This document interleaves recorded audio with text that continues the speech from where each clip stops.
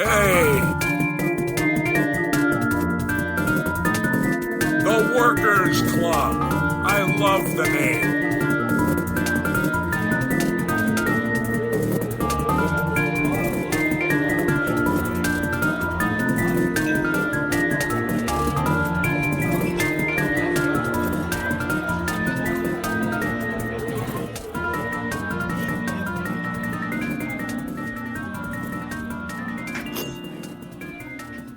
Okay. Workers Club 118. It's me, Wilson. It's Larry. It's Gus. And what do you want to start with? Jim Ross commenting on Vince McMahon's car crash? Hulk Hogan? Death stuff? Brian Gewirtz and Triple H? Ooh. Start with that. What do you got there? That sounds juicy. Well, I combined them. It's not really juicy. Jonathan Coachman has a theory. He's seen Unreal. And he thinks, did you notice? He goes, did you notice that Brian Gewirtz was on Unreal? Like The Rock, he follows The Rock around. I think The Rock wants to take over and he's going to put Brian Gewirtz in charge. That's it. Didn't you have that theory, or we have that theory? I think we did have it, and then Brian Gewirtz kind of poo-pooed it at some point in some interview and was like, "I just couldn't. I wouldn't. That's would be." Why would you come out and say that I'm positioning myself to be? That's true. The guy. That's true. You would never.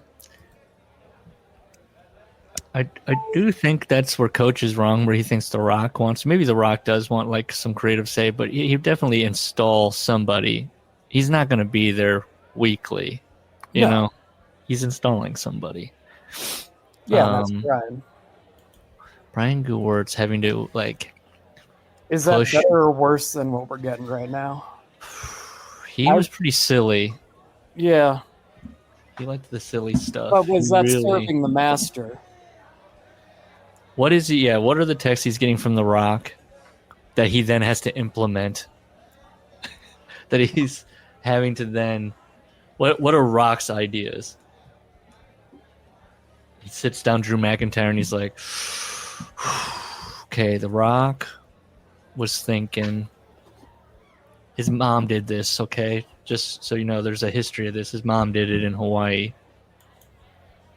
I'm not familiar enough to come up with an example of something she did to like bury the territory. Yeah, I've got nothing on Hawaii. That's a total black spot from you. What was she doing that killed it? I never read those Observers. I don't know, but all right, that was the. But you know, Triple H, you know, his stuff was he canceled the. Yeah, he didn't cancel it. TKO now canceled the press conferences, and Paul, and they've brought back Brock, and he did show up to do. Triple H did show up to talk about it, and he said it was John Cena's. I imagine Paul calling Nick Khan an awful lot every day. And Nick rolling his eyes and only answering 1 out of 5 calls. The best thing was that R-Truth didn't pick up his call, and they had to have Nick Khan call R-Truth. Yeah. I'm sure Nick was thrilled about having to deal with that. A comedy jobber. Didn't we just fire that guy? Yeah. First he has to tell Paul, will you just hire the guy back, all right? Christ. And then Paul's got to call back and go, he's not answering my calls. Okay, what's his number? Poor Paul. He also did the thing. He said that it was Cena, actually, that asked for Brock to come back. And then Cena just came out and said, no, they book it. I work with what I'm given. So I don't know what Paul's doing with that, saying it was Cena. He also had a great press tour after his White House visit. That was also happened while we've been away for a week. His beautiful White House visits. Doing the spit in front of the White House. Just being what we saw in the book. Like, he's just got no, I don't know, there was all that stuff with Stephanie saying, you've talked about this your whole life since I've known you. That's what? He didn't bring it up in the book. Presidential, his obsession with the president. Why don't they bring it back? He didn't say that was his. He just said fitness had been an obsession of his. That's an incorrect deduction of what he said. Stephanie said, you've just been talking about... Yeah, Stephanie said you've been talking about this your whole life. Let me get the... Well, but I think she meant fitness. You just think not fitness? Specifically the presidential fitness test. I think the mutants who summed this up got it wrong, or you're the wrong way. Because I did see other people mocking him for that, but that's not the way I took it. Triple H is thankful for joining the president's team. What would you call it? Other than that, you want to do Hogan? This isn't What? This isn't new. I mean, because remember, there's that scene in Bigger, Faster, Stronger, where they're talking about Arnold doing steroids, and then he's named to the President's Council for Fitness under H.W. Bush as like a big gotcha moment, in the documentary. Mm-hmm. But you know what I mean? It's just silly. I'm trying to, me with Googling. Here it is, maybe. Nope, that's strange. I typed in Stephanie McMahon proud of husband.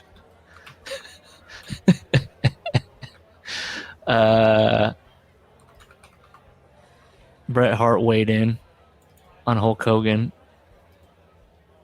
He acknowledges Hogan's part in. Okay, I'm wrong. I'm sorry. Okay. I found it. You It was love me 13 being minutes wrong. What did she say? I'm saying you're right.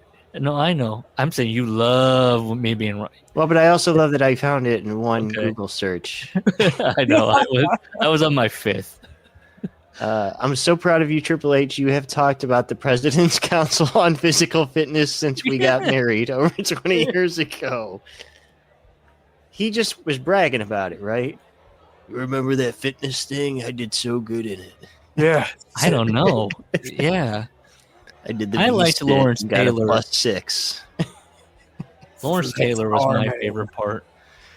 That was wild. The guys at work were talking about it, actually. It Lawrence almost Taylor. revealed me as a wrestling fan, but that secret's still hidden. Just Because I was talking about Lawrence Taylor, and another guy's like, yeah, but that wrestling guy's daughter was there, and he's involved in some shit too. And I'm like, yep. I didn't. You handed him the office blueprint. Look at this. Yeah, no, I dumbed up because I don't want him to know the secret. I like the president who's currently being questioned about his history with young women, introducing Lawrence Taylor to the podium, and then Lawrence Taylor saying, I don't know why I'm here, and I don't know what I'm doing. I just know that I'm here to serve you. And it's like, by the way, Paul Levesque's face, someone needs to just do the zoom in on his face during this whole thing when people are asking Epstein questions. Oh, man. And he's got to be someone A-B'd it with the look he's given Julie Hart in Wrestling with Shadows, where he's staring at the ground. Dude, you see the wheels turning. He's just like, it's not good that I'm up here right now. I wish I could maybe be slightly out of frame on this one. Bret Hart acknowledged what Hulk Hogan did for the business. And he says that, you know what, me and Roddy, we gave back to the next generation. I don't know about that. Roddy did one job. I know. Roddy, I guess. And then Brett kind got eliminated from competition. He wasn't able to really do his kind of final, vet run where he's pulling people up the ladder. Yeah. But he said Hulk Hogan never did that for anybody. He never pulled anyone else up. And then a random Jake Roberts shot. Jake Roberts never did anything for anybody else. He only did for Jake Roberts. I look at Jake Roberts and I look at Hulk Hogan as just two guys. Same guy. Hey, Hulk Hogan said, what do you think? Jake, I don't think was in any state to put anybody over. Yeah. Does that mean that at one point Jake got pitched a Hitman program and Jake was like, nah, doesn't work for me.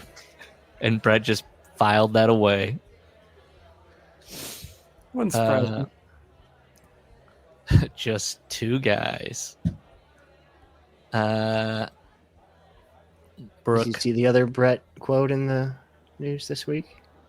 Or am I going to get you off topic if I bring it up? No. What is it? No. What is it? On who is the best wrestler in the world today? I saw. I'm not touching it because I don't want you to yell at me. Right, because I saw it and I rolled my eyes because I was like, well, if I start wearing a fucking Bret Hart T-shirt everywhere, will you say I'm the best wrestler, Bret? Is it whoever's just sniffing your jock at the last? Who's the best tag team? Probably FTR. Probably those guys because they dress like cosplays me, do all my spots. By the way, I've seen a recent CM Punk match. He is not the best wrestler right now. No, neither. By the way, his other one, Roman Reigns. Neither is Roman Reigns. What are we doing? No. Brett, have you lost the plot? Or are you just saying names you last talked to? Or Brett likes cinema. He loves Roman's matches, man. If he drew Roman Reigns, he'd have the biggest white teeth thing. His caricature of Roman Reigns would be insane with the mouth. Because Roman's working, that's true. Roman's working safe, right? He always, going real long, telling a story. Brett probably wishes he could have done that style. Maybe Brett sees CM Punk absolutely gassed in every match and not being able to keep up with anybody, and he thinks, well, that's what I did. He's selling. He's just acting like that. But no, Punk's not acting like that. He's really just blown up. Nothing was mentioned. It shows you what the wrestling media knows what to look for in a match, and I'm being facetious.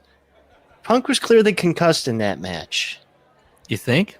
With the Gunther match. The ref is, after he takes that powerbomb, which is a nasty one, the refs were like soft as hell. Things start moving real slow, and that ref is like reading a book to Punk. Yes, they keep talking and then to Walter each other. Backs off, and things kind of break down. Look at this, could be a work shoot. Walter. That would be a lot of work. I did not mean to say that. You're like one of those guys on the board that gets made fun of. Oh, you don't want to use his WWE name, huh? I know Sean and Foley did that at Mind Games where they worked in that fake blown spot. Right. Maybe Punk's playing 5D chess, but I don't think so. Why is Gunther of all people working like just so shitty? I like that match. Well, you liked the Gunther Punk match? Yeah. Oh. Yeah.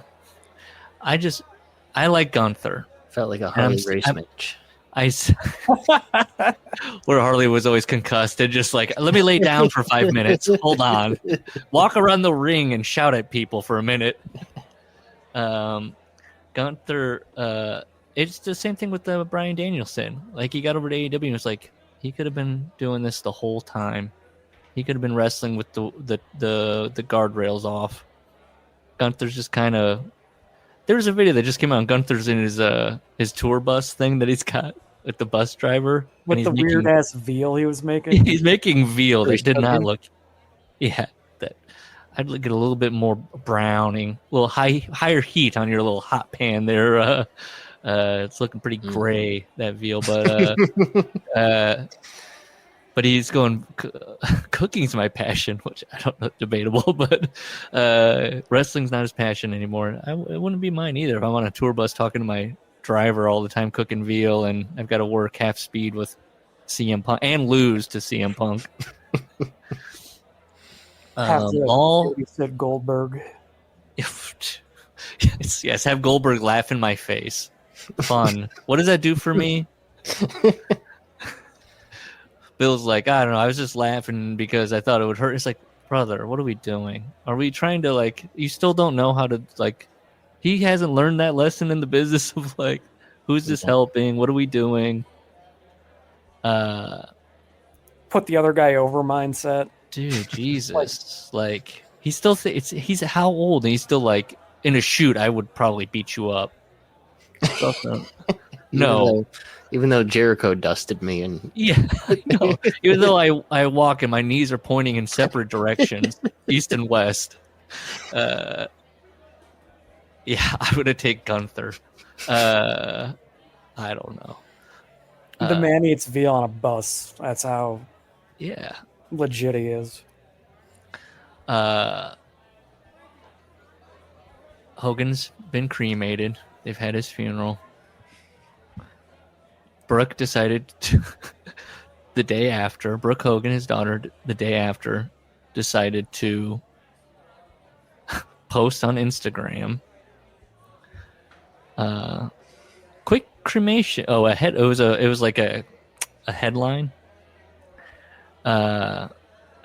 Quick cremation without autopsy raises questions about Hulk Hogan's death. Then she went on. She clarified on Bubba the Love. She goes on Bubba the Love Sponge. Remember the guy that like ruined your father? Yes, the beginning of it all. It's really confirmed for me what, Colin was the one to slap me back when I thought Brooke was like normal for leaving Hawk. He's like, she's still using the name Hogan. Keep that in mind. I'm like, I think we talked about that at one point. Yeah. We talked about, she does this and this and this, and I think that's when we found out she has grandkids, or Hogan has grandkids. She's still, what was the Instagram? It's still Brooke Hogan. So she clarified on Bubba the Love Sponge. Let me find it here. She wondered why, this is from TMZ, if he did indeed, the leukemia. Why did they just find out about this? Why wasn't it diagnosed earlier? I don't know. What? I mean, and why did the medical examiner never get to look at her dad's body? I do think it's weird that no autopsy was performed because, yes, you can have a heart attack, but what was the reason for the heart attack is the question. CIA. What difference does it make? Well, what if Sky dripped something in his drink that caused the heart attack? But he was already in poor health.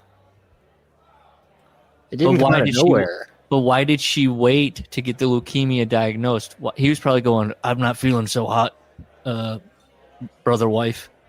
And she took him to the Dianetics Center.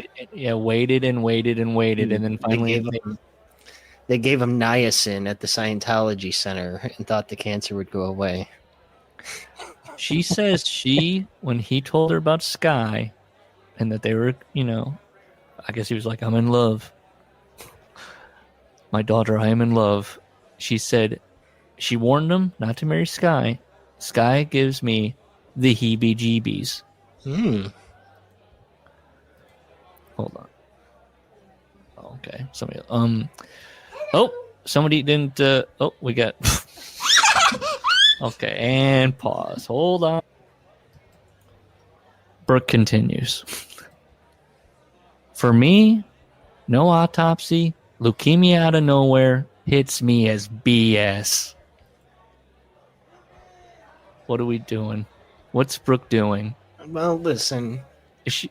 Even if Brooke is, for the most part, reasonably normal for her upbringing, I don't think she's a bright woman. So, that's all. But she's asking the right questions, right? Why wasn't there an autopsy? Someone send this to Jesse so he can go, that's cui bono. He wasn't a 50-year-old guy who collapsed while running. Where you're like, wife might want answers. I don't know. Other than for homicide purposes. You want somebody to sit her down and explain how steroids affects a heart. The long-term damage that her dad did to just to start. Or even how like leukemia, how do you get diagnosed with leukemia? I should have said that when my grandmother got diagnosed. What took so long? Why couldn't they have figured this out on the previous appointment? But the police have responded to this and said, we don't do, it's a heart attack. When the doctors looked at him, they were like, yes, he died of a heart attack. And that doesn't open up a criminal case to look at the body. They looked at his heart.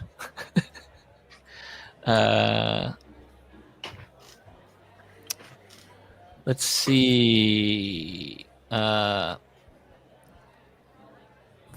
Vince Russo wanted to know why CM Punk on Raw last night wasn't driving around in a pickup truck. Like, he always got to show him driving up to the building.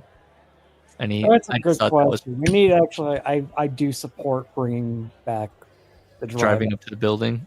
Well, yeah, because then you can also do the classic smash the car at the end. Yes. That's like 10 minutes of good TV right there. I also just like the Vince Russo goes, you don't even have freaking Punk driving a pickup truck. Why would Punk be driving a pickup truck? He's not FDR. He's friends with them, but he's not FDR. I don't know what Punk would drive. He doesn't drive. I don't think he has a driver's license. A ride share should drop him off at the building. Yeah, there you go. And he gives a fist bump to the driver, and he goes like, unionize. Yeah. I told Larry this, and this is the final. Well, no, we have the JR, and that'll lead us into the Vince Russo has given an official date. He's talked about it. He's threatened it.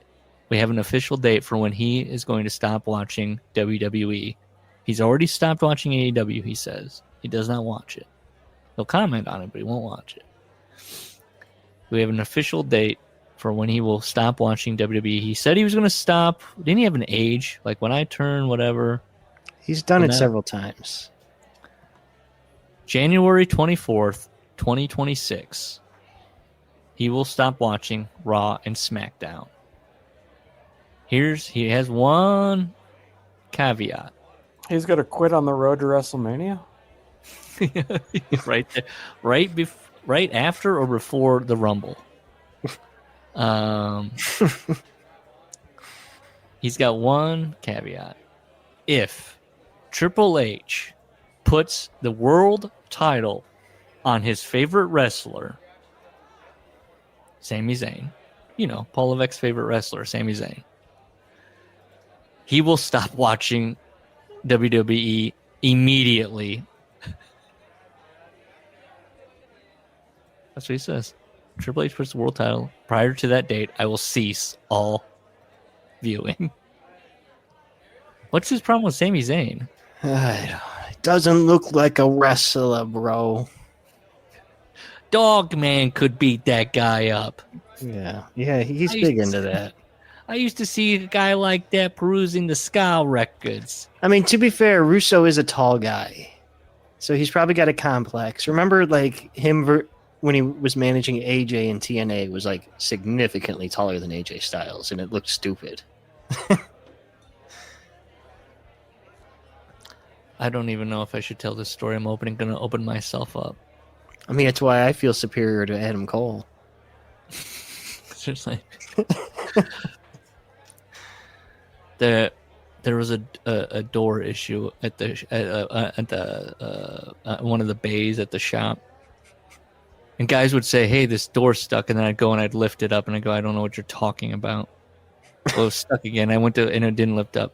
An office person was back there, and they were like, "Yeah, whenever Rob comes, it opens." I just did it. Whenever Wilson, it opens, and this person said, "You called over the little guy?" Are you for real? First of all, look around this shop, okay?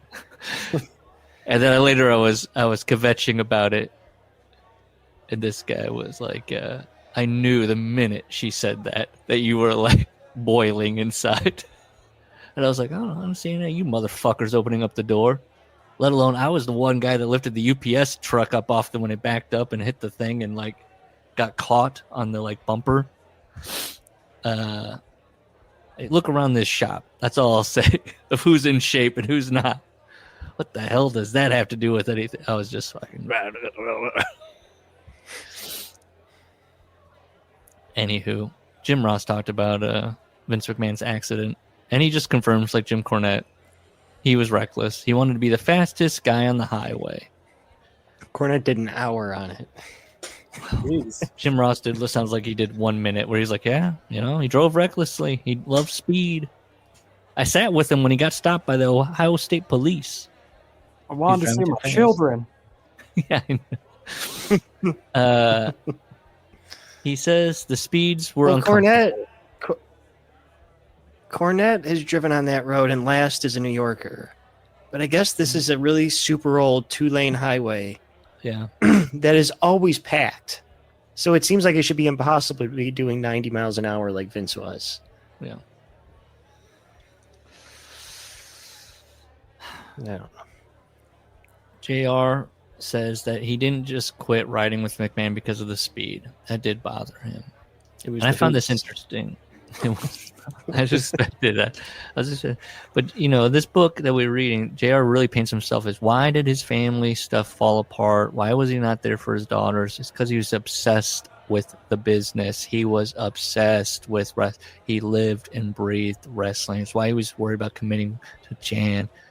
He describes himself constantly as this. Wrestling was his life, to the detriment of everything else.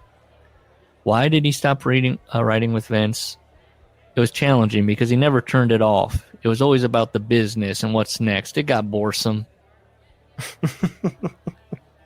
What the hell? So Vince McMahon is more. How did Vince McMahon stay married at the time? The hell? I mean, he's not real. I know the marriage is probably a marriage of convenience at some point and was just whatever. But still, like. I'd have to, you'd have to let Shane and Stephanie speak on his parenting. Glad somebody finally asked Paul about his relationship with his father-in-law. 3 years later?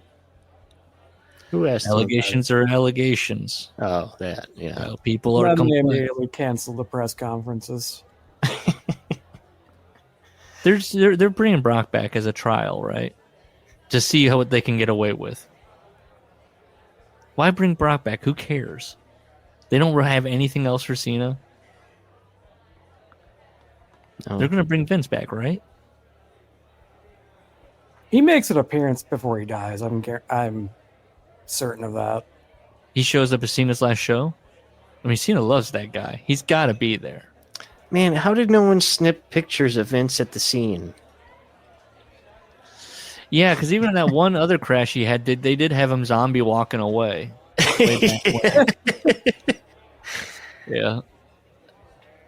I'm shocked. Yeah. And then they say he hit a stamp, like an employee, like the person worked for POS or somebody involved was actually an employee of TKO or something like that. An office person. I don't know anything about that.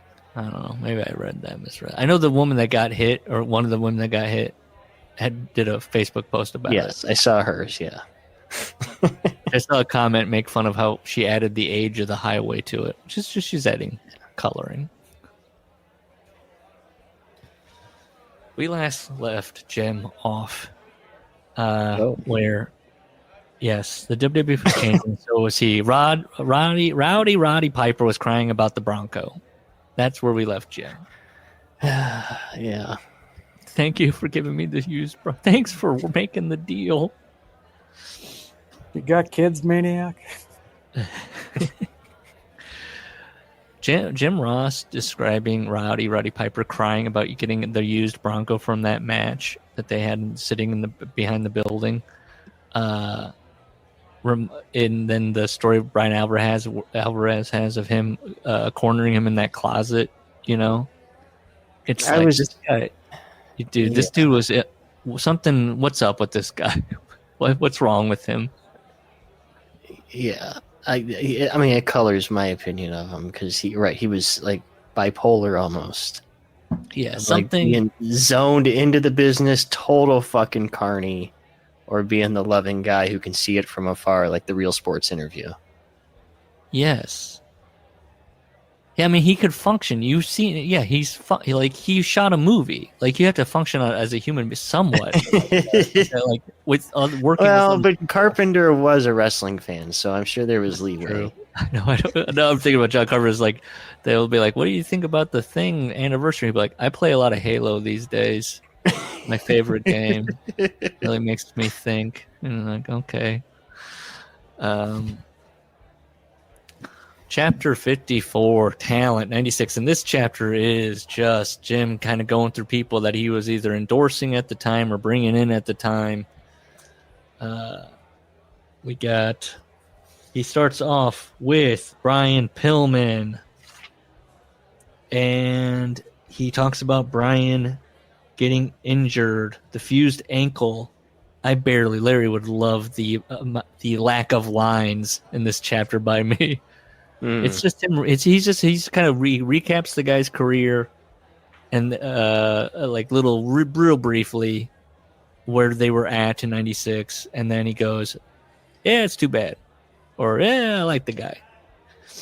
So he says what was interesting to me was he says he tried to sell Pillman on being the next Jesse Ventura, be an announcer, stop wrestling, fuck it, and I liked that. I was nodding. I was going, ooh, Brian Pillman, living the rest of his life on the microphone with he brings up the voice, the distinct voice, the charisma. Mm-hmm. He talks about that he, all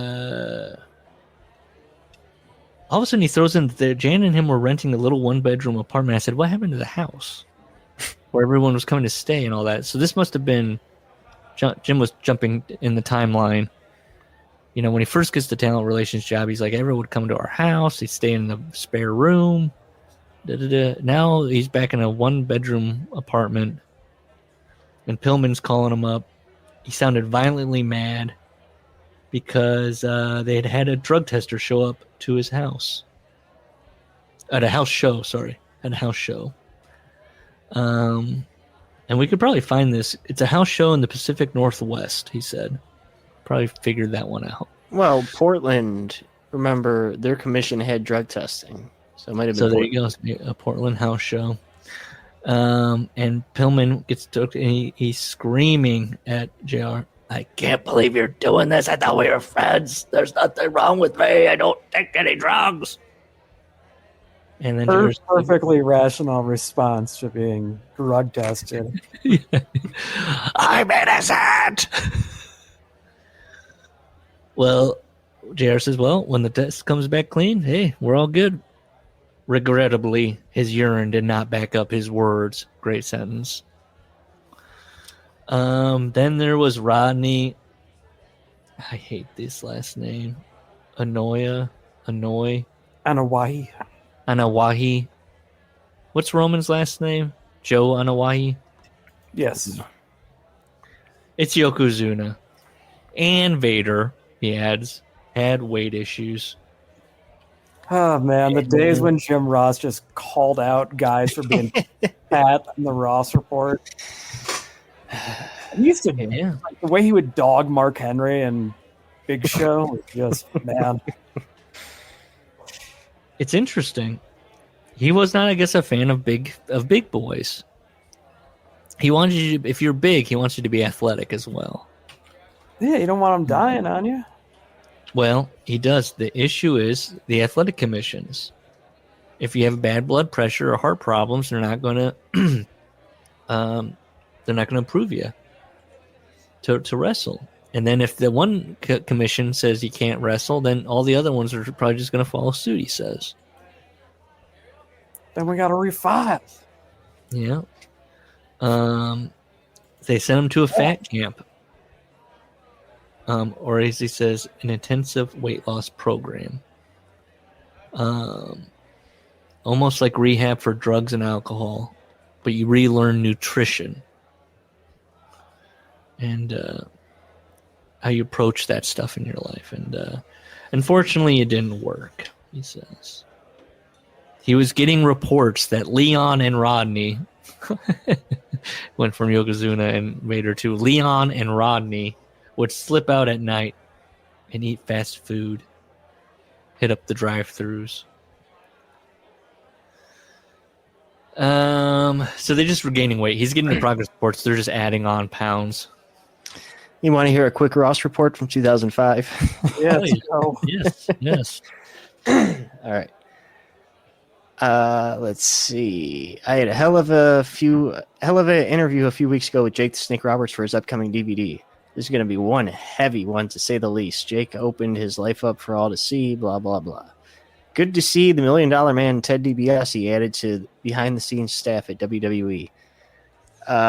His two sons are training to be wrestlers with Harley Race. With Teddy's genes and Harley's teaching, I like the boys' chances. To commit fraud. To defraud a state. I expect to see several new faces begin to be incorporated into the mix on both brands over the next couple of weeks. That's vague. Good to see Ron Simmons Sunday.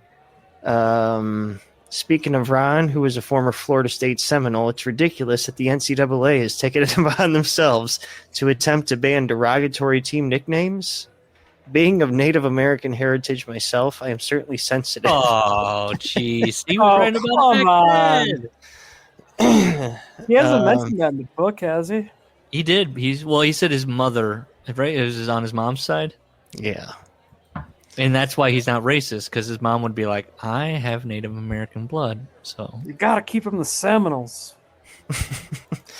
I have high hopes that the team of Cade and Murdoch will do well once they get rolling. Can you believe the Big Show legitimately wears a size 23 ring? My Sooners could use Show in goal line situations this fall, but I don't think he has any eligibility left. Chris Benoit is a true rabid Wolverine, and I expect Benoit to begin to really reestablish his presence on SmackDown and bring more luster to the U.S. Championship. And finally, who's the next WWE diva that will pose nude in Playboy? You might be surprised, and it's not Johnny Mae Young. Thanks, you may Jim. be surprised. Who was it then? Who was after 2005? China? Is that what he's alluding? No. 05? No. Probably Christy Hemme. Oh, okay. Or Ashley. That whole era, 2005. I'm like, because I wasn't watching then at that point. I don't know what the hell was going on. JR. He's got, man, I wish there was an app where women could post pictures of themselves and I could just throw them a like. And then people could look at them and talk about what I'm liking and devote almost a whole channel to it. I loved it. I miss Elon took that away from us. JR's Twitter likes. The one I remember was I think her name was the baseball chick, Mm-hmm. and she was always in Jim's likes. And it was just a gal who would wear a baseball cap and had enormous tits. Hell yeah. Yep. Look, JR's got that dog. It's just, when is he doing it? He's sitting out on his patio or whatever. He's got the glass of Crown. Yep, glass of Crown, joint in the other hand. He's just scrolling one hand. I like that. Maybe he throws out my word. Oh my God. By God. See, what was the one gal he liked a lot? And the one gal was in AEW, and she was like, he's very sweet. Thunder? No, it was. She was with Britt Baker for a while. Oh, Hater? What was her name? She was from TNA. Like her. She had that was her pro wrestling history. She had worked in TNA. I don't know if not a wrestler necessarily. She was like I can't think of her name. Reba. Yeah, there you go. Reba something. Rebel. I think you're right. Rebel. Hey, I couldn't. Yeah, something like that. Yeah, she was. She was a Nice. gym fave. So another wrestler is Mick Foley. And we get the story of McMahon saying, I'm going to let you bring Foley in because I want you to learn how it feels to have your heart broken by a character you think is going to be a star. And then it ends up being the shits. We don't get the whole, he's got to wear a mask. He's ugly. And he goes, hey, look. He liked Mick. Mick never drank. At least as far as JR is concerned. He loved his family. He had family values. Love for the business. And he was compassionate about other people. Then there's Steve Austin.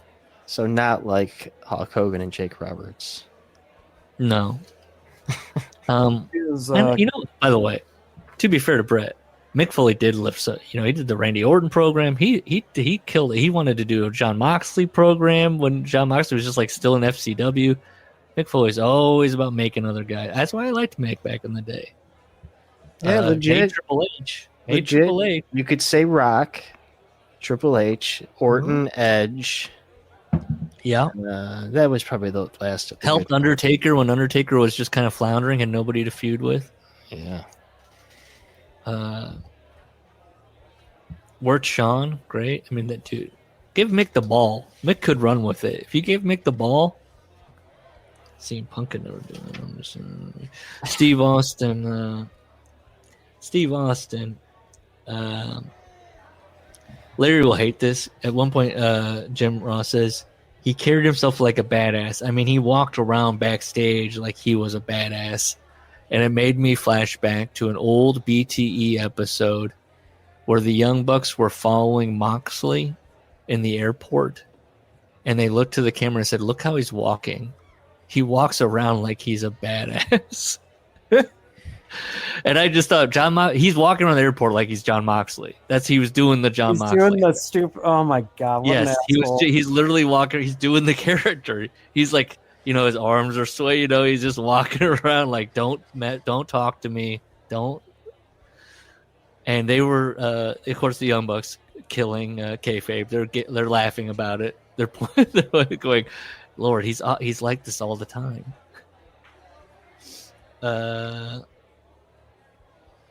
JR says to Steve Austin one day, Steve, you're gonna be a hell of a baby face. And he says that Austin got mad at him. What did you say? And JR goes, you heard me. What? Yeah, at first it's, what? You're going to make a lot of money as a baby face. He cussed at me, around me, and through me. Stop mudholing you. Then he says that, he reads JR the Riot Act. You stupid sons of bitches. I'm a heel. I don't believe this conversation happened, but who am I to call JR a liar? JR calm. All his work was heel up to that point. I mean, I can't say anything of Steve's work that ever spoke to me as like, oh, this guy's going to be, like, I want to cheer for him. Yeah. I could see him, raising an eyebrow. Like somebody's like, you'd be a pretty good babyface. He has not been that at all, ever. JR calmly tells Steve, hey, be whoever you want to be. But ultimately, the people who buy tickets are going to decide whether you're a heel. And by the way, some of Hogan's biggest years came from selling T-shirts and gimmicks. That's bump-free money. But hey, do a double turn with the Brett. But hey, you know a lot more about this than I do, so I'm sure you'll make a lot of money selling merchandise as a despised heel. He's just trying to help the guy out. After that, he changed his tune a little bit. Steve Austin going, baby faces do make more money. That's right, merchandise. And what if it said Austin 316? He talks about the time Austin called him and said, Hey, Jim, my year-to-date money isn't what I think it should be. I'm looking at the YTD. This little gimmick you sent me.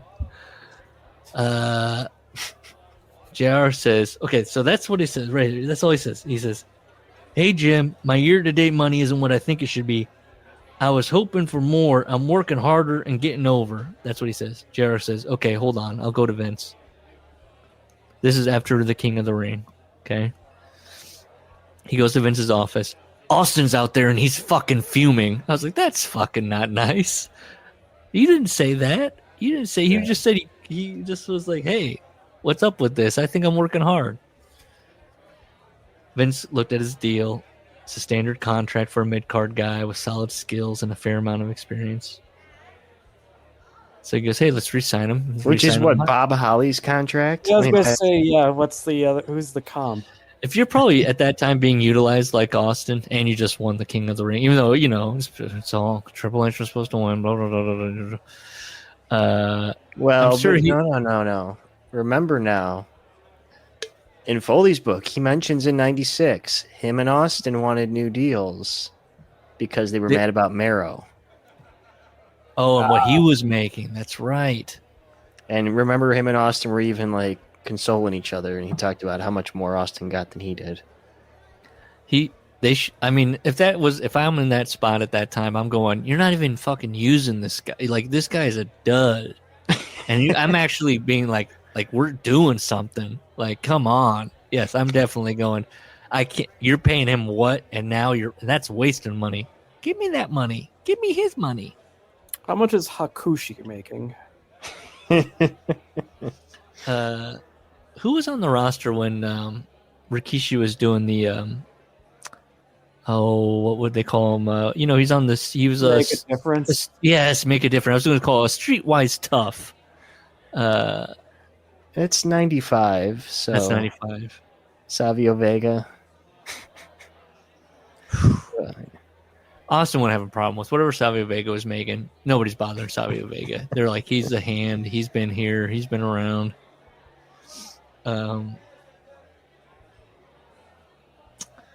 So Vince, they do it. They said 2,000. 200. Dude, what was it? They said Taker made 150. Yeah. Is that what Vince said? They said Vince signed him to 150 or something like that in this book. And I was like, remember Undertaker was making 150? I don't know when that would be. Because I know in 97, the top guys were around 700,000. It's just crazy that decades and decades passed, and we talked about it, that then the NXT thing was like, we're going to sign you for exposure, basically. And if you get to the main roster, then we'll talk about maybe a $100,000 contract. And it's like, what? The cost of living has only increased, and Undertaker in like 1991 was making whatever he was making, which is crazy. Then when you think about guys that are like Ric Flair, who's like, I have constant money problems. It's like, what are you doing? How are you spending this much? Like, what are you doing? 97 cost like $20,000 a piece. Oh, dude, how many robes has he gotten that he just wore once? I think he wore them pretty often. Well, I'd you know what? When we're in Tampa, I might ask him that. What's the what would you call it? The cost and then the use of a robe. Like, how many robes did you have in rotation? He says in his book. He details he goes the into robes. He names the woman's name who makes them, and I think he gives a number on like maybe 100 he had. So it wasn't a huge number. He looks at me. He's like, "Read my book. Went through it. I'll sell you one for 5,000." Rick doesn't remember his book. It was 20 years ago. God, can we get when we get down? That was a great summer, 2004. My first out of high school, and that was like prime DVD documentary summer. with like the Eddie and Benoit DVDs. Oh, I thought just movies. I was gonna say Anchorman came out on DVD finally. And then the Flair collection out. The Flair 3 the Flair 3-disc set was awesome. That was great production. That fall, the Red Sox are going to win the World Series. Lost is on the air. They tie in the Red Sox World Series win. I mean, beautiful. I also, not for those reasons, but I remember 2004 fondly. It was the Bush-Kerry election. That's why. My brother had a roommate who loved The Daily Show at that time, and I was just like, come on. Just, what are we doing? And I'm fine with Jon Stewart, but it was just that, I don't know, that guy. Yeah, look, he was also a Cardinals fan. What are you going to do? January 97, the black hat. This is a page. Vince took one look at me in the hat and said, "That's a good look. I like that."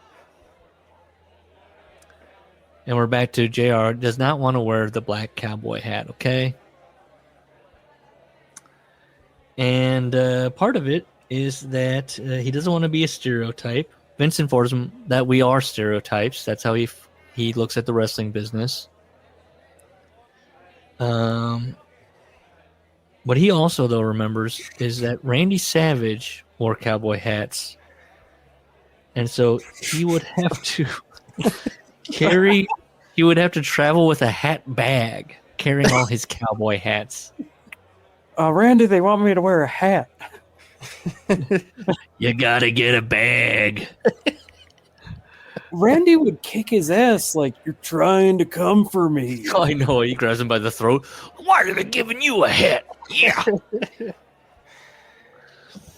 Hats are my thing.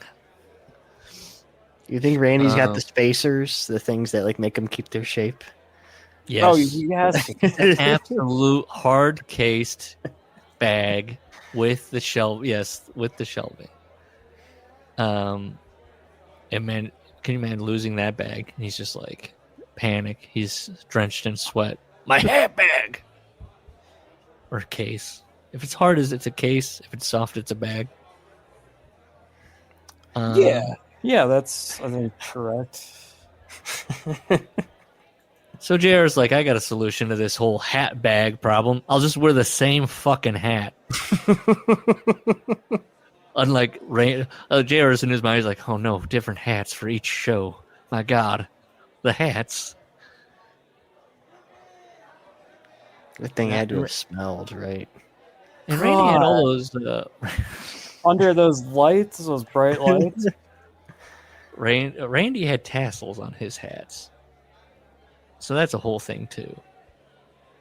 And he wouldn't wear it all the time. I can picture of him commentating Raw, and he has it on the desk. Yeah. Randy was just walking down the street with the most bedazzled cowboy hat with like ribbons coming off of it. Cool. One of the people John Rocker warned me about. Yeah.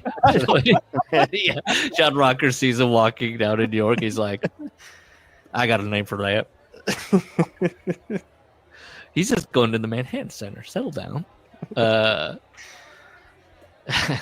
Randy only started wearing the cowboy hats because he was going bald, correct? Yeah. Correct. Okay. Because I remember he had that awful straw fucking hair.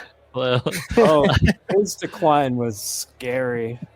And so see, his point to Vince, who was like, "Your decline is scaring me. I can't have you out there anymore." It's too bad Turkey didn't exist back then. He'd have been headlining in '95.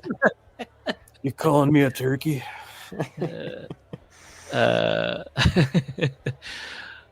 Oh man! But then you know what? He put on a bandana and he went to WCW and he proved Vince wrong. He still had some legs. Yeah, and the whole Macho 2000 thing, that was when he was like doing a ton of ecstasy and like coming out with George, Mona and George. Yeah. Gorgeous George. God, he really enjoyed. Do you think he was enjoying that time of his life? No, he's dead inside, obviously, but Was he? We can ask that because he didn't write a book. Was he a guy that was like, "I wish I was back in WWF"? Like, he wish he was with Elizabeth. That, but you know what I mean. Like, was he spending the whole time just WCW being like, "This sucks," even when they were beating him, because now Nash claims, well, we always knew Vince was going to win. Everybody claims, oh, we always knew Vince. Was he one of those guys that's just like, ugh? Well, but that's so hard to speculate because we still don't know. I mean, I know personally, but the general public doesn't know what the beef was. Right. You know personally? Well, Lanny Poffo told us. Was he the one that started the Stephanie thing? On the phone, he told us. On the phone? He told yes, you? He told, before Cameo existed, Lanny was doing this just on his website. Right. Just sent him a fucking $100 Venmo. And he called my friend, and at the beginning, it was a 50-minute phone call at the beginning because my friend brought it up. And he fucking confirmed it. He said Savage had relations with Stephanie. It was something like that. I'll have to text him. Did you save the? Did you guys? He was even asking my friend for advice on. Do you think I was a good brother for letting him induct Savage? This was somewhat recent. I thought this was maybe like before the induction. No, it was after.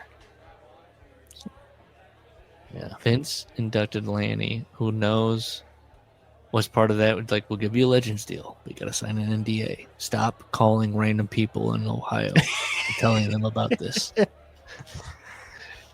Randy was. Hey, he answered an Ohio question from us, though. Because we asked him, why were the Beverly Brothers billed as being from Shaker Heights, Ohio? That's just like a random-ass suburb. Yeah. 10 miles from... Lanny called it the Beverly Hills of the Midwest. Is that true? Wait a minute. It's very nice in an old way. It's a well taken care of suburb, but I don't know. I still don't know what the Beverly Brothers had the dopest finisher. Oh yeah. That one where they like just murder that job guy. Sometimes I just put that out and watch that for a bit. What are you pulling up? You can cut this out. I had a notification. You can cut this out, Larry, at whatever time it is right now. It says, Gus has hardware acceleration disabled on their device. This may affect their local recording. Which, Gus is the tech guy, so I totally believe he has hardware acceleration, whatever that means. I'm looking at it, and my eyes are going cross, like, what does that even fucking mean? I don't even know. Hardware acceleration disabled on their device. Stop decelerating your hardware. You're not doing anything different than you do any other week, are you? No. Then I wouldn't worry about it. What the fuck is... What is hardware acceleration? I don't know.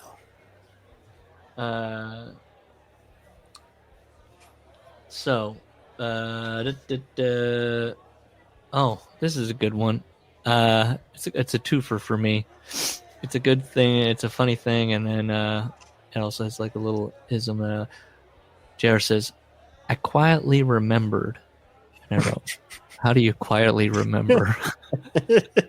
Oh, don't you? Yeah. How would you loudly remember? Unless you're talking to yourself. I quietly remember the first time anybody ever mentioned I should wear a hat. It was Jesse Ventura in 1992 when we were working. Hand him the Malcolm X hat. When we were, hey, you gotta wear a hat. When we were working Super Brawl 2. Hey, can you just Google, see if you can find a picture of Ventura and see if he's wearing that Malcolm X hat in Super Brawl? Okay. When we were working Super Brawl 2 for WCW, he even called me JR during the broadcast in a throwaway remark. JR. Jesse Ventura, 92, looks at Jim Ross and goes, "You should be wearing a hat." He's wearing a WCW ball cap. Maybe he just wants another guy to be wearing the merch. You should be wearing one too. So he's waiting to go out on pay-per-view, the Royal Rumble at the Aladome. And that's why also he says that's part. Vince saw the entry point. Hey, They all had the everyone's hats gonna on. yeah, we all are gonna have the hats on. So now it's time to wear this fucking hat I've been bothering you about, and you're never gonna take it. We're all gonna take it off after. You're gonna keep it on. He thought of his dad. Big part of this book. Thought of his dad. I was happy I took the time to fly down to Stillwell to see him more, to talk more. We got the chance to make up and understand each other. He's going to embrace who he is now. Next chapter. So long, Dad. February 1997.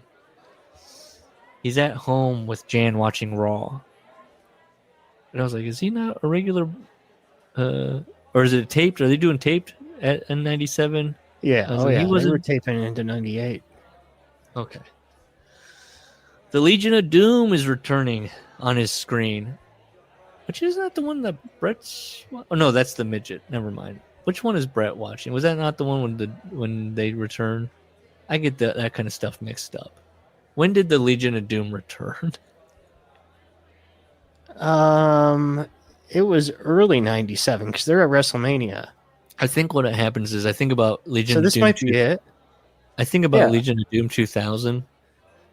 Is he jumping around again? Brett's gone now. No. He's correct. Okay. February 97, they came back. He gets a call. He's looking at the Legion of Doom. Hawk, once again, what would you call that? A marker of doom for death. Stu, he was bereft. If only he knew. Jim Ross gets a call. Yes. Hawk just seems to always linger in all these books we've done. He's always around on these moments. He gets a call. Is this Jim Ross? I like that somebody called. They know who they're calling. This is the hospital. This is a person calling. Is this Jim Ross? It is. Can I help you?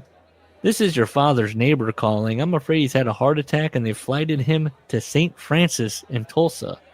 Do the autopsy. Yeah. Who was he with?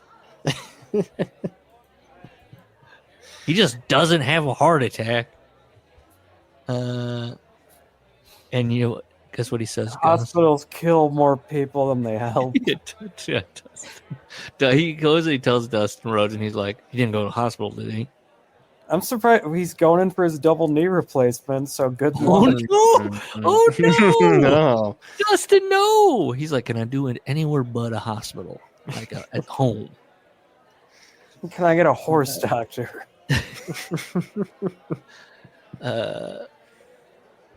Guess Gus, guess what JR says to this news? I don't know. Give it to What? JR does that so often in this book. What? When he doesn't hear somebody. Yeah. He needs to reconfirm. Say it again one more time. What?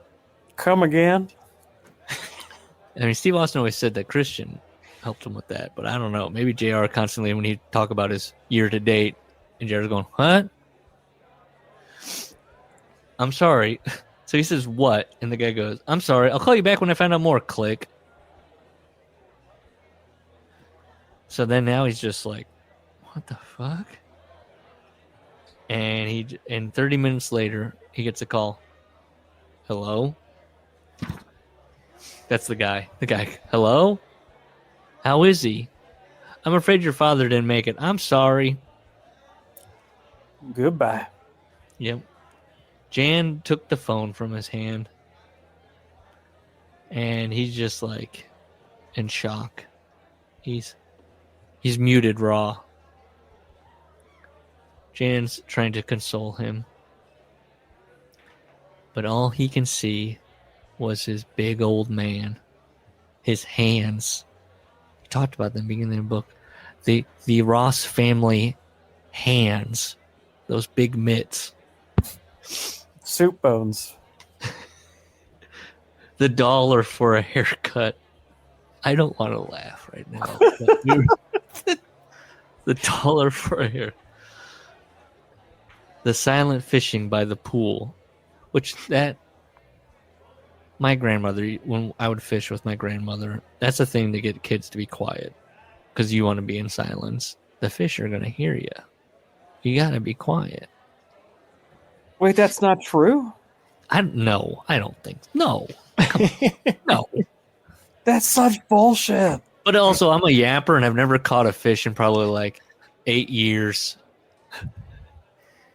That's sad. I'm on such a losing streak. Last time I caught something that was deep sea fishing, and the guy had radar on his boat, and so he's like, "I'm just gonna go where the radar tells us." So that I was like, we're just pulling up fish. But me by myself in a lake, nothing. My daughter, who is a child, has caught a fish.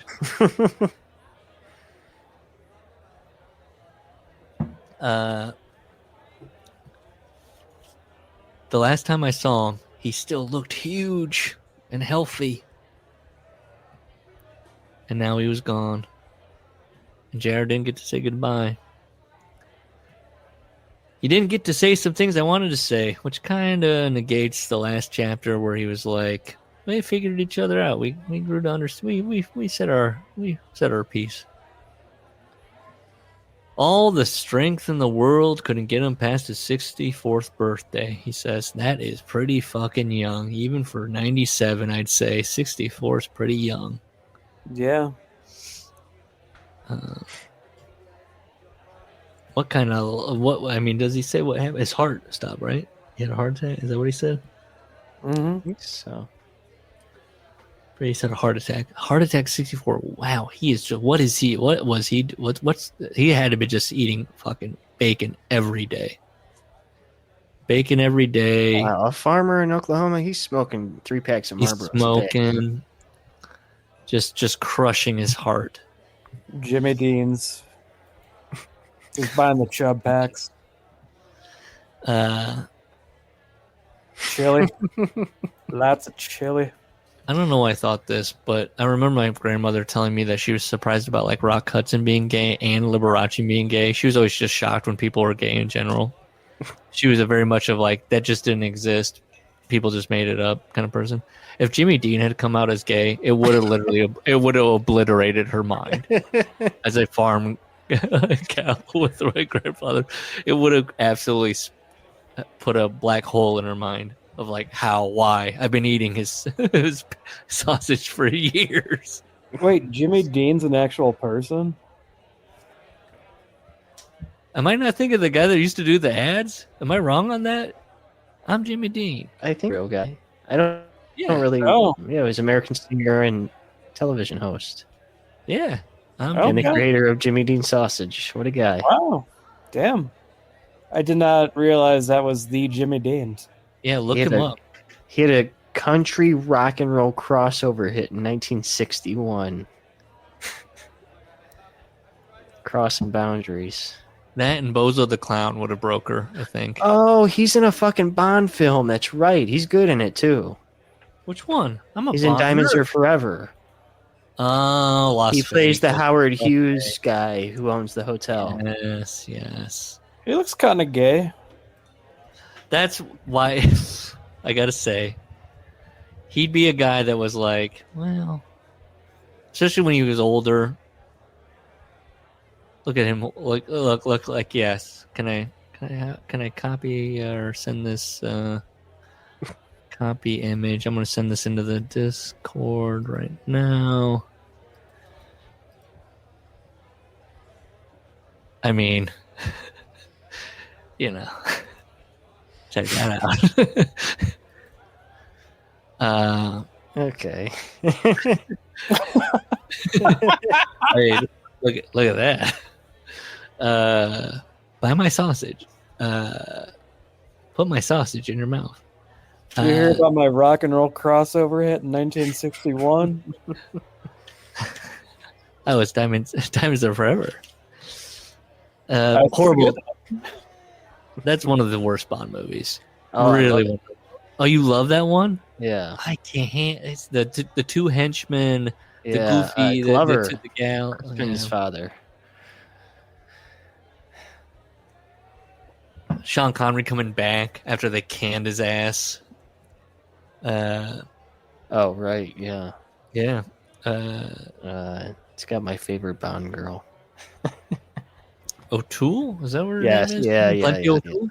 You got See, it. I'm showing my Bond nerd bona fides. I can just She's pull not up even the Bond. main one. She's the secondary. No. That redhead was the main one. What was the redhead? No, I don't know if I can pull that one. Diamond. She's in it. She's like in most of the movie.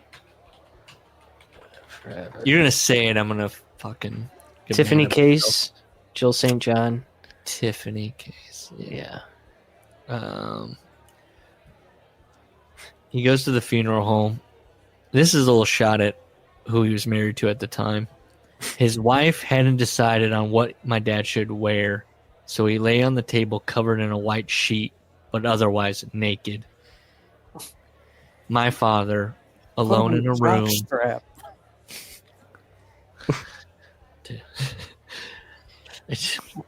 Look, coming into a funeral home and then you gotta and your dad is there on the slab. I don't know, like he's got a white sheet, but Jared's like, he's goddamn naked.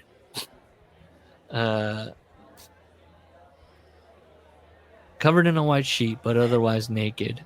My father, alone in a room without any clothes, and no one to make sure he was being looked after. I don't know what his deal is with his dead. I mean, it's a dead body, and why he's like.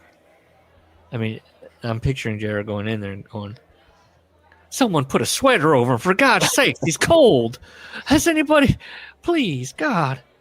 And it's like somebody grabbed his arm and go, "He's dead, Jim. He's gone. Jim, he's gone. He's not cold anymore." The sight of him stayed there with me. Yeah, I guess. I mean, also, they probably said, he's back there. Do you want to see him? And he probably said, yeah. I mean, you do want to see the body. I guess he probably thought, should I have asked, is he clothed? I wouldn't think to ask that. He assumes they're clothed, and then they go, whoop, he's just the sheet. We're not even at the embalming portion yet. Sorry about that. I mean, yes. No, seeing a dead relative, yeah. What do you got? Father, that would get to me. That would piss me off. I have a story about this.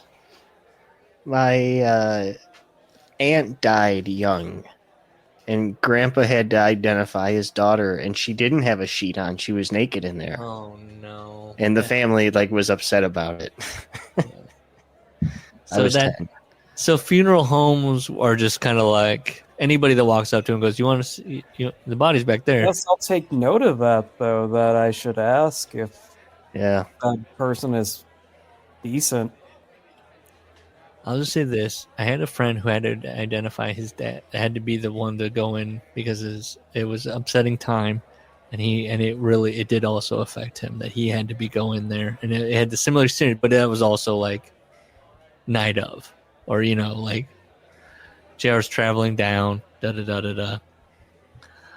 But I think this is just now a mark from our stories of funeral homes or anything, of being do something. I don't know.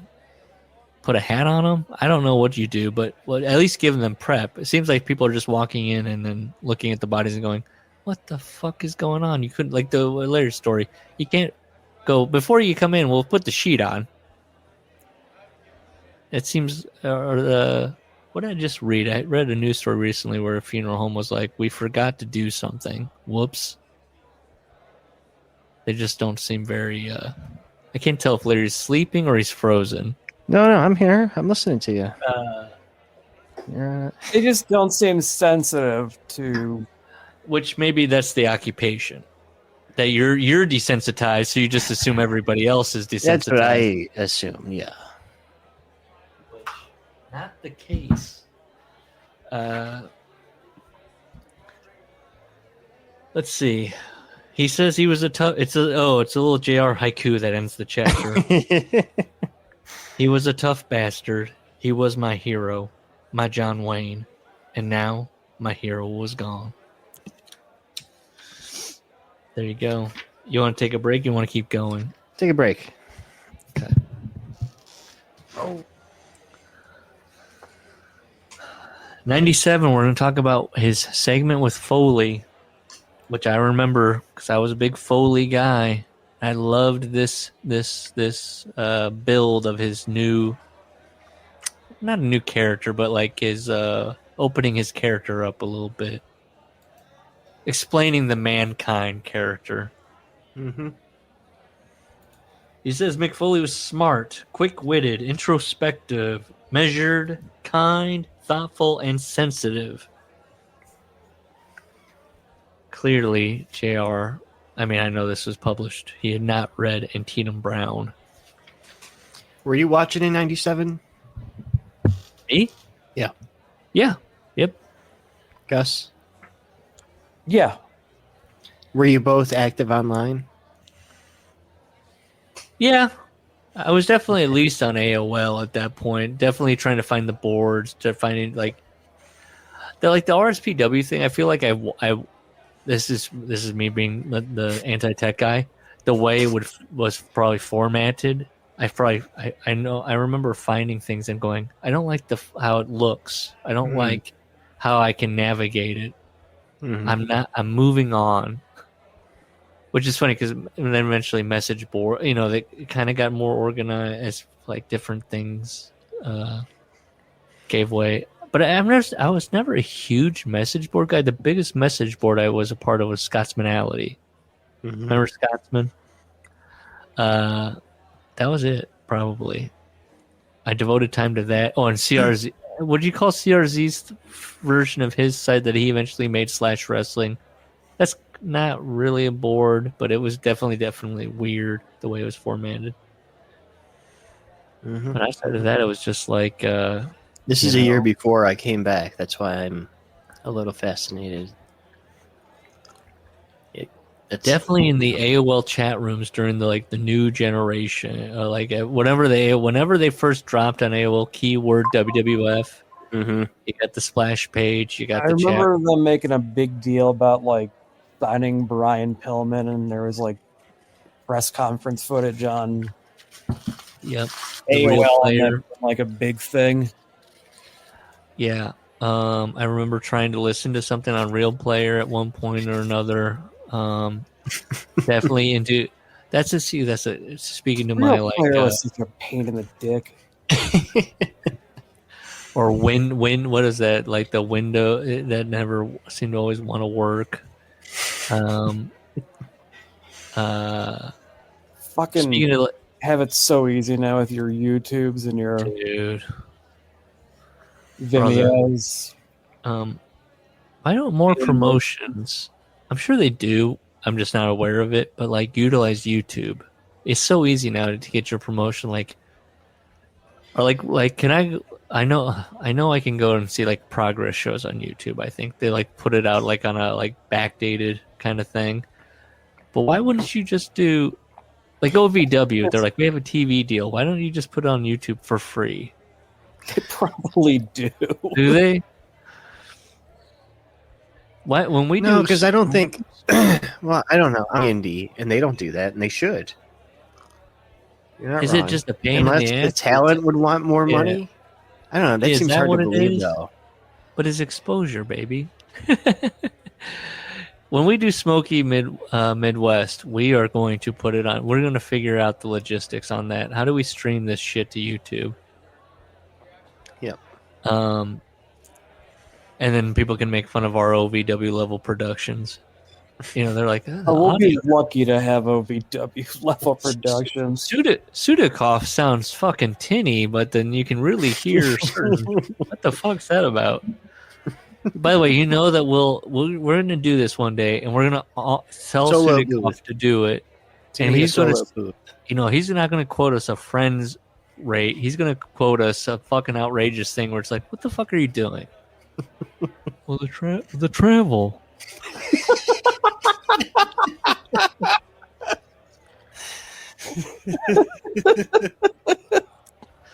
Don't be an asshole.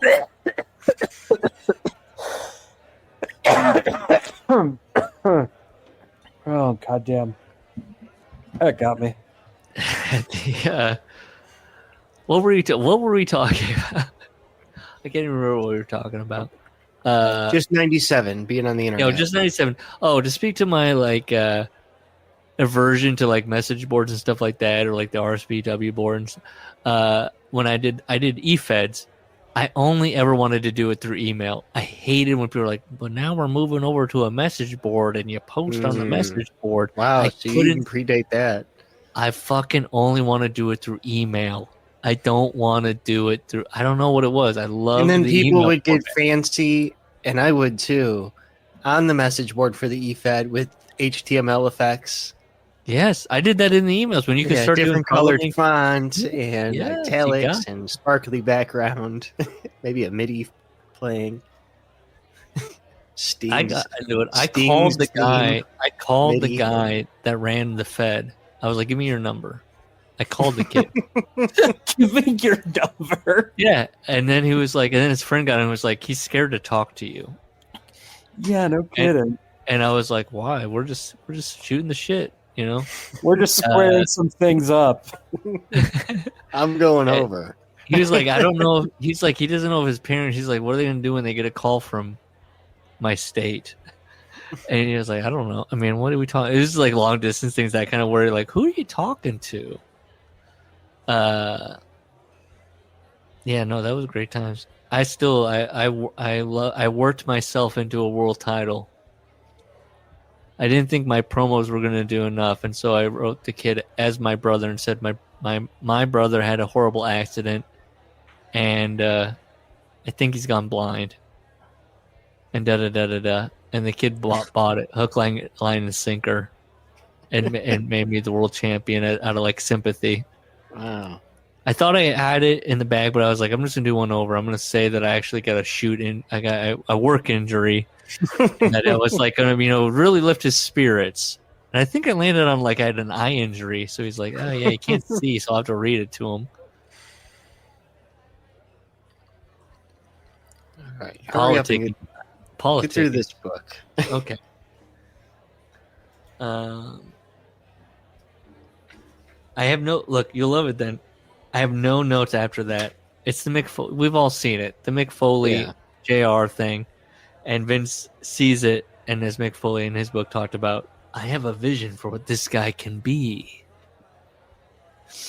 And the other notable thing was the JR was just like, I knew I really needed to sell the mandible claw when I go down at the end. I really needed to be like, "Rah, rah." Pillman, October 97. I have only a few lines at the end. He does the thing of just like, I wish it would have been different with Pillman, had a lot of talent. I was always available to guys. St. Louis, bad blood. Yada. Tom Zink on those Observer Live said that Pillman was really good at shining Jim on.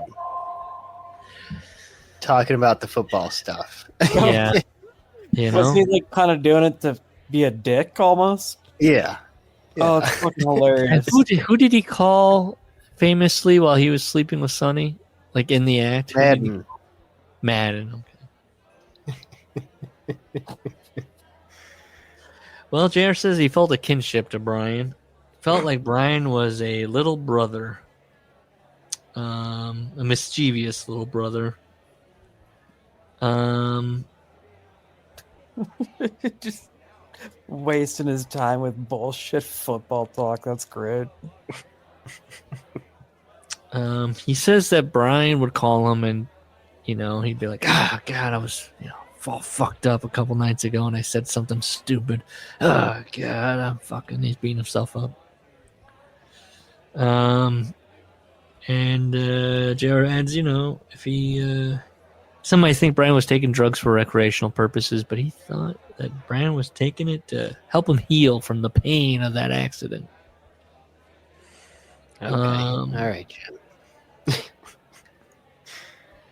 And then Vince says to him after Brian's death, Should When I have said- turned him on to marijuana.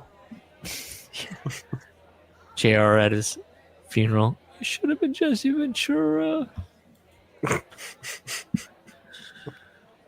should wear a hat, Jim.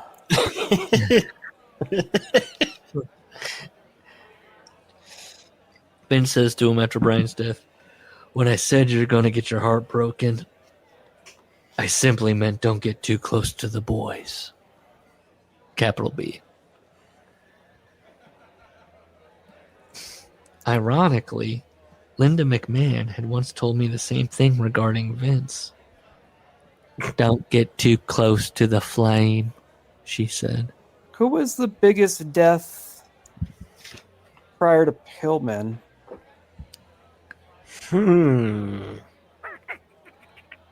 That's a good one because An active wrestler who died before Pillman. and died where people were like, "Oh, he had something to still give." Yeah. I don't know. I can't think of Did JR have any doings ons with the other than Mad Dog Buzz Sawyer or the Von Erichs. Von Eris? yeah. What's the one guy from Bruiser. no, from that from World Class? Wasn't he in World Class? Gino? You know? Gino, yeah. Did JR have any interactions with Gino ever? No. No. Actually, no. Gino did work Mid-South. Yep. I don't know. Yeah, that's a good question. I'd have to go through. Tony Khan would know this like in a heartbeat. What do we think about Linda McMahon telling people not to get close to the flame of Vince? It's gonna burn you. That's so fucking weird. She's in the 90s, being like, "He'll burn you. Don't get close. He's mercurial. He's volatile."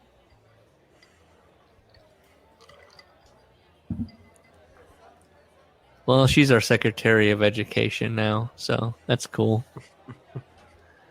Montreal. She's coming for my outstanding student loans. Yep, she is. She could With fuck interest.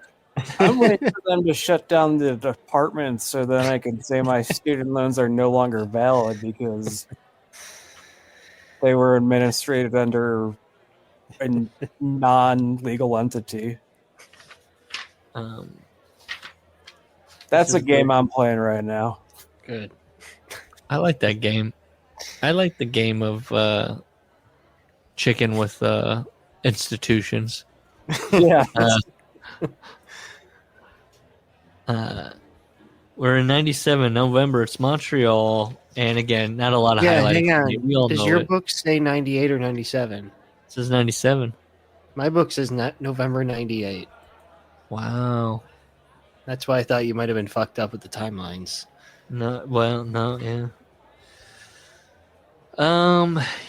He talks about Sean and Brett didn't like each other. We've all heard it. Yeah. He talks about the Murdoch DiBiase in Mid-South double turn. Tony Khan's favorite episode. Dude.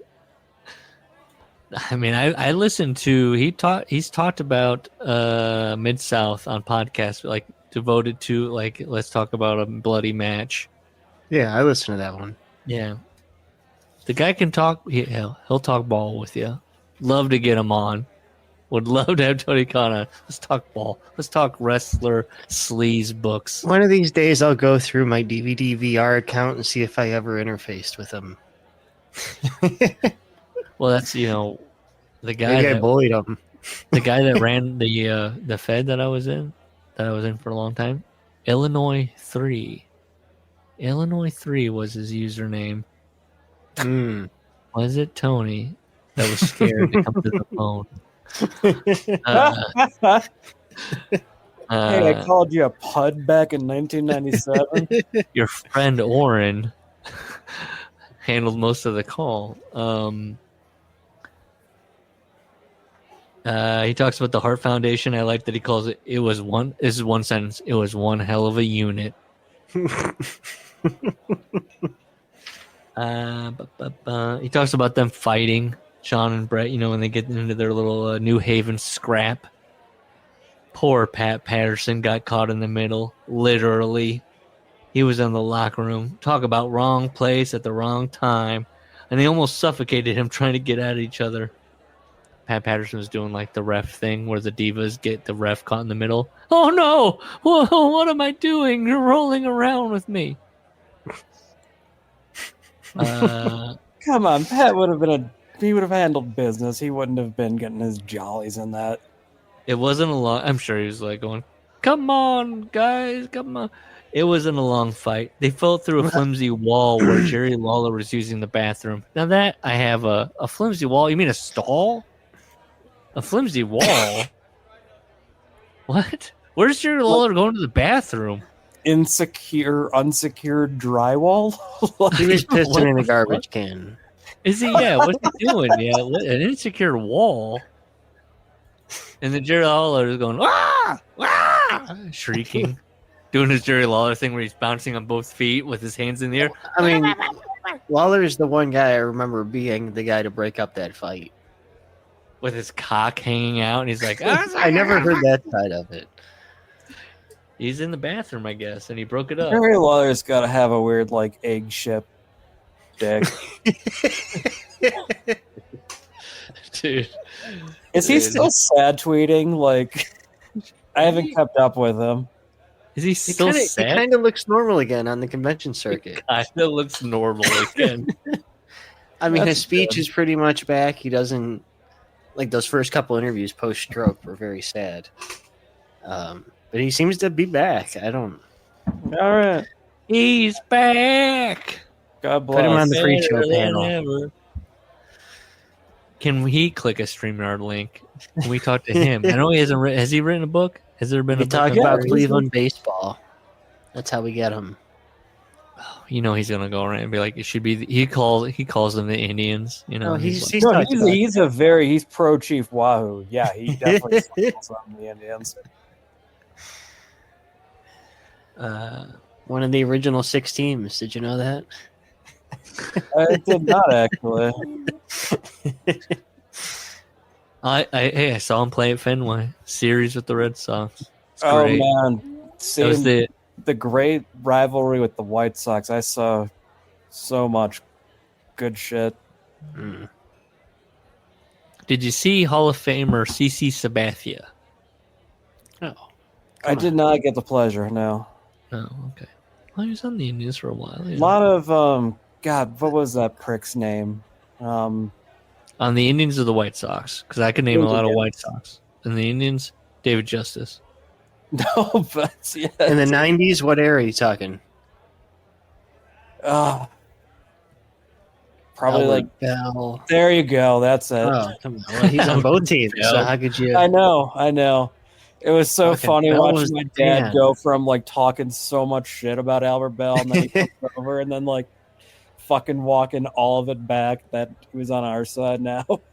I My was in buddy the and I- stadium for Albert Bell's 50th home run in 95. He got a huge pop for that thing. Like 5-minute standing ovation. God, I have so many baseball stories now, but I don't want to. I want to get this book done. All right, go ahead. I know. I will say this: my buddy and I we just almost exclusively talk about fat relief pitchers. And when recently Eric Gagne died, Bob we were Wickman. like, Ray King? All the greats. But yeah, Eric Gagne recently died, and we were like, that's one of them. Or no, was it Bobby Jenks? Or no, both. Bobby Jenks and Eric Gagne Oh died man, fairly recently. R.I.P. Bobby Jenks. Yeah. Eric Gagne died. I like how or healthy is it- he is. Oh, is Eric Gagne still alive? No, he's not. Is he? Did I say Eric Gagne when I meant Bobby Jenks? Yeah, maybe. I felt like Eric Gagne died, but maybe I'm not wrong. No, Well, he's in maybe the current. He's in the present. Okay, so I meant Bobby Jenks. They both had shitty goatees, which is also a hallmark of fat relief pitchers. Look, I'm Jabba Chamberlain. What are we gonna do?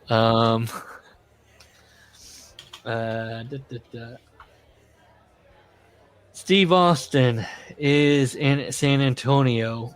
He's getting the surgery after Owen dropped him on his head. Never picked up the damn phone. Dude, that's one of the wrestling's great mysteries, and this does not solve it. Brett didn't really talk about it. Everyone kind of just says Owen didn't know what to say. So maybe that's the story. Maybe that's what it is. Owen Hart truly did not know what to say to Steve for dropping him on his head. Because everyone says Owen did. JR even here says Owen cared. He was upset about it. But he didn't know what to say. Brett said that didn't go over well with Austin, for what I understand. He was like, what? What do you mean you don't know what to say? Call me. Owen was a coward. I mean, why? Like every other wrestler checks, like, why this? Why this hang up on Austin? Why? I don't like. That's what I think everybody gets hung up. Like, why do you not just do what everybody else does?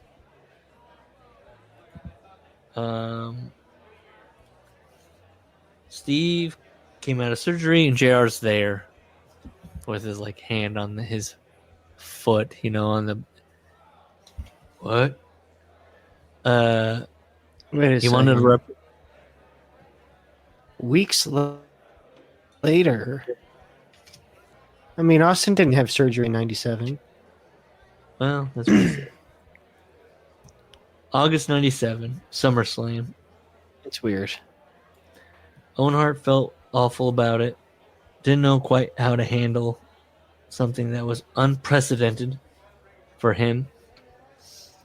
He was hesitant to call because he was embarrassed and felt horrible about it. He just didn't know what to say. What did Stan Hansen do when he broke Bruno's neck? I don't know. Don't worry about it. You just call and you go, sorry. I mean, it was like, yeah. Wouldn't just Austin, if it was Owen, understand? He's like, that's never happened. Did Austin call Chono? Did Austin call Chono? I don't know. I bet he didn't.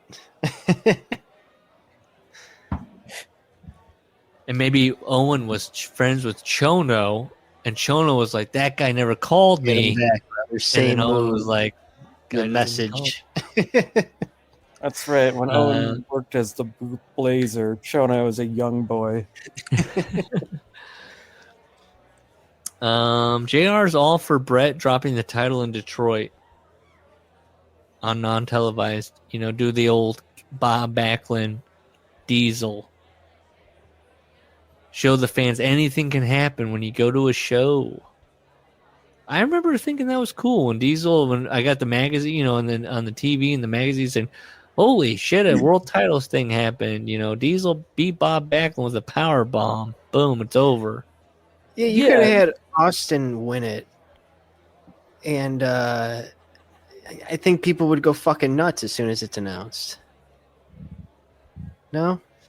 I think if you have a match with Shawn Michaels and Bret Hart at a house show and they kill it or whatever, and Bret drops it and they go, you should have seen this thing.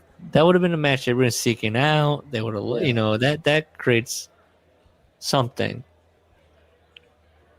The whole thing is so fucking stupid. The whole back and forth and then one.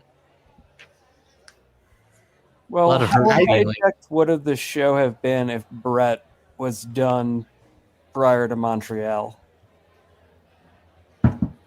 Yeah, what do you do? I'm assuming Brett still wrestles Shawn, just in a straight match. A Survivor Series and just loses. Yeah. Would if Brett lost a title match that he didn't have the title? Would he have lost that? Title Or match would where he had the title. a title match at Survivor Series? Sean is champion. Brett Oh, just so have loses. Sean win it in Detroit. Yeah, Sean wins it. Brett drops the title in a house show. I don't Everyone's think like, whoa. Brett's doing that either. Yeah, he's not. He's got to come into Montreal as. Well, a didn't hero. Brett pitch that I'll lose it to him anywhere but in Canada? Yeah.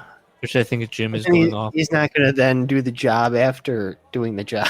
Like what? Well, that's where maybe you do the schmaz then, as they originally agreed. You do a Yeah. schmaz, you know what I bet mean? that would be fine.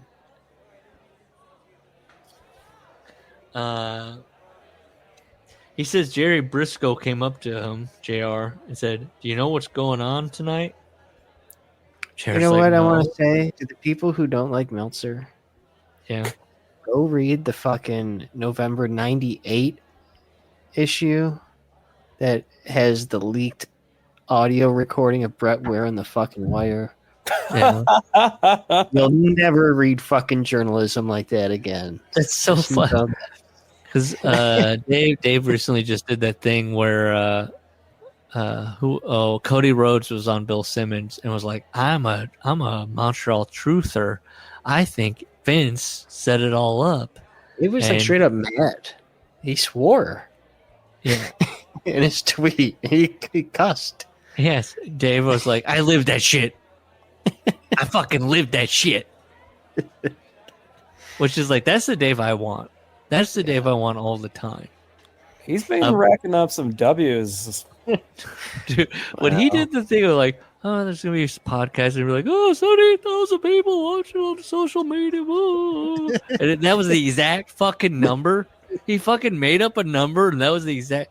Now, that has to be somebody in the department going, let's just fucking say it. That fucking Dave Meltzer number. I can't believe that he actually predicted that. That the 78,000 social media views. Good for him.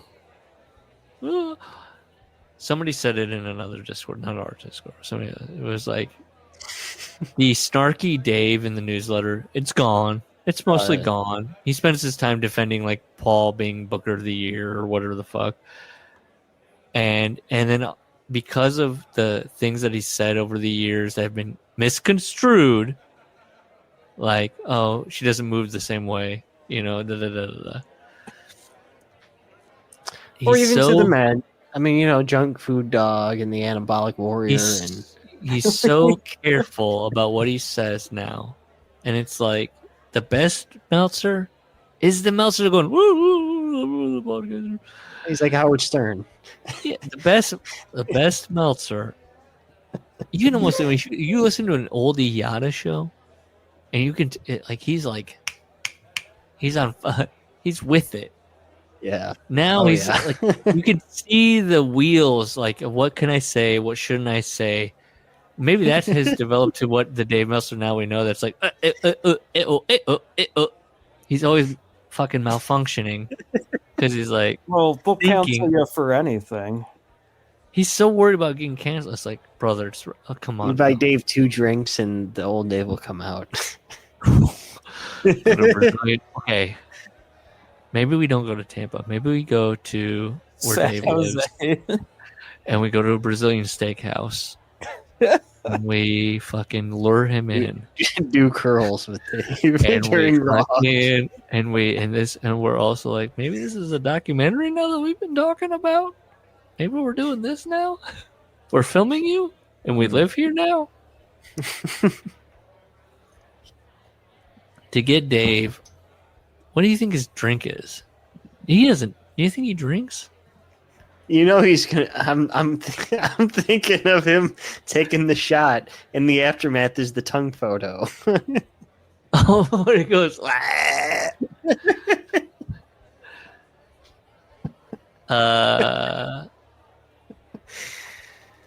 What is? Yeah, I was gonna say, if we're in Tampa with Ric Flair, we just trigger the weepiness. That gets the drinking going. Toasting, weepy, toasting. You just say, "Hey, hey," to the Hulkster. You're the last of the real ones, Rick. Your friends are dead. It isn't like it used to be. Toast, toast, toast. Do you remember this? Toast, drink, drink. He settles up. I want to talk about it. Yes, of course you do. Trauma dump on me, Rick. Let's go. Drink, drink, drink. Give me a chop. You wish you had met your birth parents. I say, I'm like, and what's crazy about it is I'm adopted. And then he's like, brother, let's talk about it. I'm like, okay. You ever feel like there's a hole in your heart and you have to fill it with booze and alcohol, and yes, I do. Now, see, I think Ric Flair's enough of a phony that he'd be bored by pleb conversation. He wants to... You think he's talked about being adopted with people before? I just don't think he would even give you the time. What does he want to talk about, you think? Deals. Pussy? And, yeah. I'll fucking talk about pussy with him. I'll fucking point at people and be like, what do you think? Let's go. Cycle through it. Rate it. Let's go.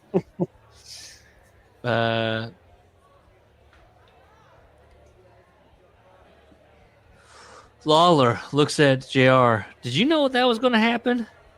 No. So this is a lot of JR just going, I didn't know. I was included in. Vince shows up. JR, I wanted you to go to my office and lock yourself in. Take my gun. Guess what JR says, Gus? What does he say? What? What? Listen to me. This could be bad. Move now. That's in capital letters. Now. So JR locks himself in Vince's office. And Vince later comes back to him and goes, it was important that you were left out so you could continue to work with the talent after this. If I include you in, you'd never have their trust again. JR does not say what. He goes, I understand. I also... What? Thank you, sir. Yeah. I also knew that the boys were mostly going to believe what they wanted to believe, which is true. As we now have Cody 100 years later going, I think Vince set this all up. And JR says, at the end of the day, it gave us Mr. McMahon, which is everybody's takeaway. And that's why Cody now is like, well, it all worked out. But what? Dave will tell you, Vince thought he was going to be the babyface for the first week on TV. I mean, he sits there going, look what he did to me. Yeah, he's a black guy. So it didn't, even that, they still had to pivot again. So it didn't work out perfectly. In Vince's mind, he's the fucking, I don't know, he crowns the new Hogan with the fans who regain trust. Are they saying boo? The Attitude Era, or as JR calls it, a little more attitude. 98 to 99. A whole year is covered here. Here we go. You know, JR, there's a difference between Mr. McMahon on TV and Vince McMahon in real life. Really? JR had worked under Vince for how many years at that point? Well, he says, really? What might that be? He struggled to answer. I like that Vince throws that up out in the air. And then JR calls him on it and he goes, maybe not. I don't know. Now that you say it, I don't know. I wish there was a segment of Mr. McMahon taking somebody hostage, blasting AC/DC, and just farting up the car. That's just an exaggerated version of me.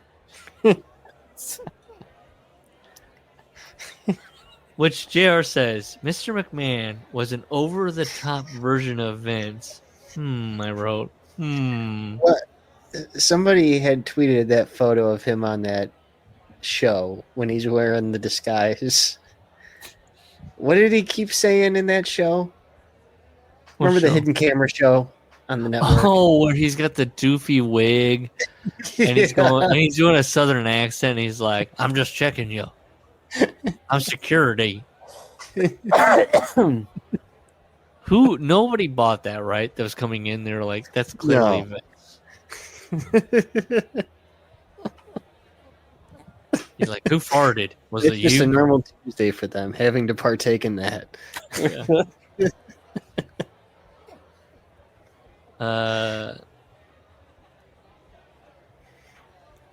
JR says, of course, Vince's aggressive nature was nothing that fazed me.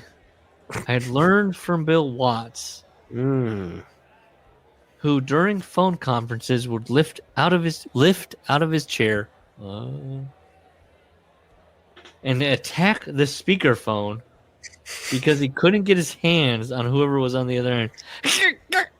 He's grabbing, "Hey, you mother!" Joel, get your ass in here. JR is such a fucking mark for Watts. Also, just for like dudes that are like, they have like issues, Yeah. like, or as he would call them, alpha Alphas. males. I had also learned from my dad, who hit a cow with an uppercut. If Watts was 40 years younger, he'd be on the alt-right YouTube podcasting circuit sharing his opinions. Well, we can get him. I think we can get him and ask him about where he stands right now on things. Yeah. What did Bill Watts think about Triple H spraying water at the White House? You like it? He into it? His dad just uppercut a cow. Larry, how dare you step on that? Sorry. Because the cow kicked him. And I have to say, I worked on a... I always call it a horse farm. That's not what you call those things. I worked for a man. He had cattle, and he also had horses. Show horses and regular horses. And one, better than JR's dad, I never got kicked once by any animal. Also, don't be behind an animal that could kick you like that. That's like number one rule. Yes. Like reading this, I was not a child. I was a young man, and I know all this. And also, if I was kicked by an animal, my first instinct would be, I gotta jaw jack this fucking thing. I gotta fucking show it what's what. Well, we saw it on camera remember when Terry Funk gets kicked by the horse on TV? Yeah.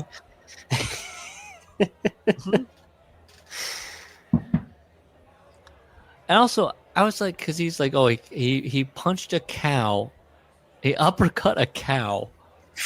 Whenever I was messing with the cattle on this place, Was it like a European uppercut? Was it like Mortal Kombat yeah, he style? he fucking used Cesaro uppercuts this thing, lifts it right in the air. They were so scared of me. So the amount of like this guy, I don't know what this guy was doing. Like anytime I had to feed, I was just thinking How back do on you my look time. at a cow and be like, I'm gonna uppercut that son of a bitch? First of all, like the kick couldn't. If you have the ability, if you had the ability to have the strength to punch it across, uppercut it in the face, this animal, the kick couldn't even be that hard.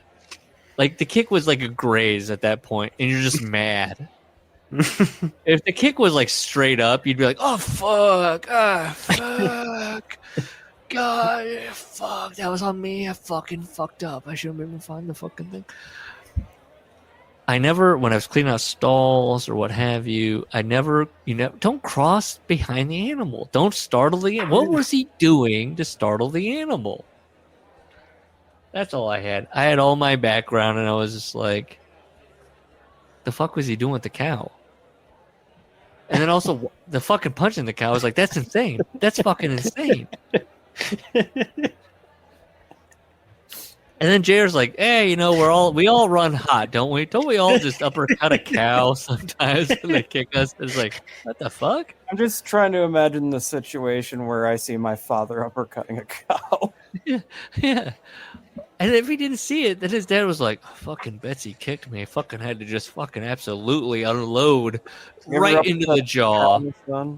I'm sure whatever we're doing with it now, it's fine. It's absolutely okay now that I've jacked it in the jaw. Like, what the fuck? What does the cow learn at that point? It's still going to kick people. I don't know. It's probably going to kick harder so it knows next time that...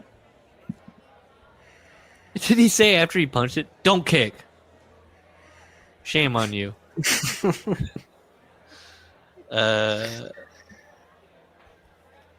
A little okay, but this also I wrote because he goes, okay, his dad punched a cow. He wasn't looking to abuse the animal. It was completely reactionary. Watts was the same. Vince was the same. They're all reactionary. And I was like, well, that gives them no fault. It's all just, they're all just reacting. It's not about their person. There's no agency. It's just them.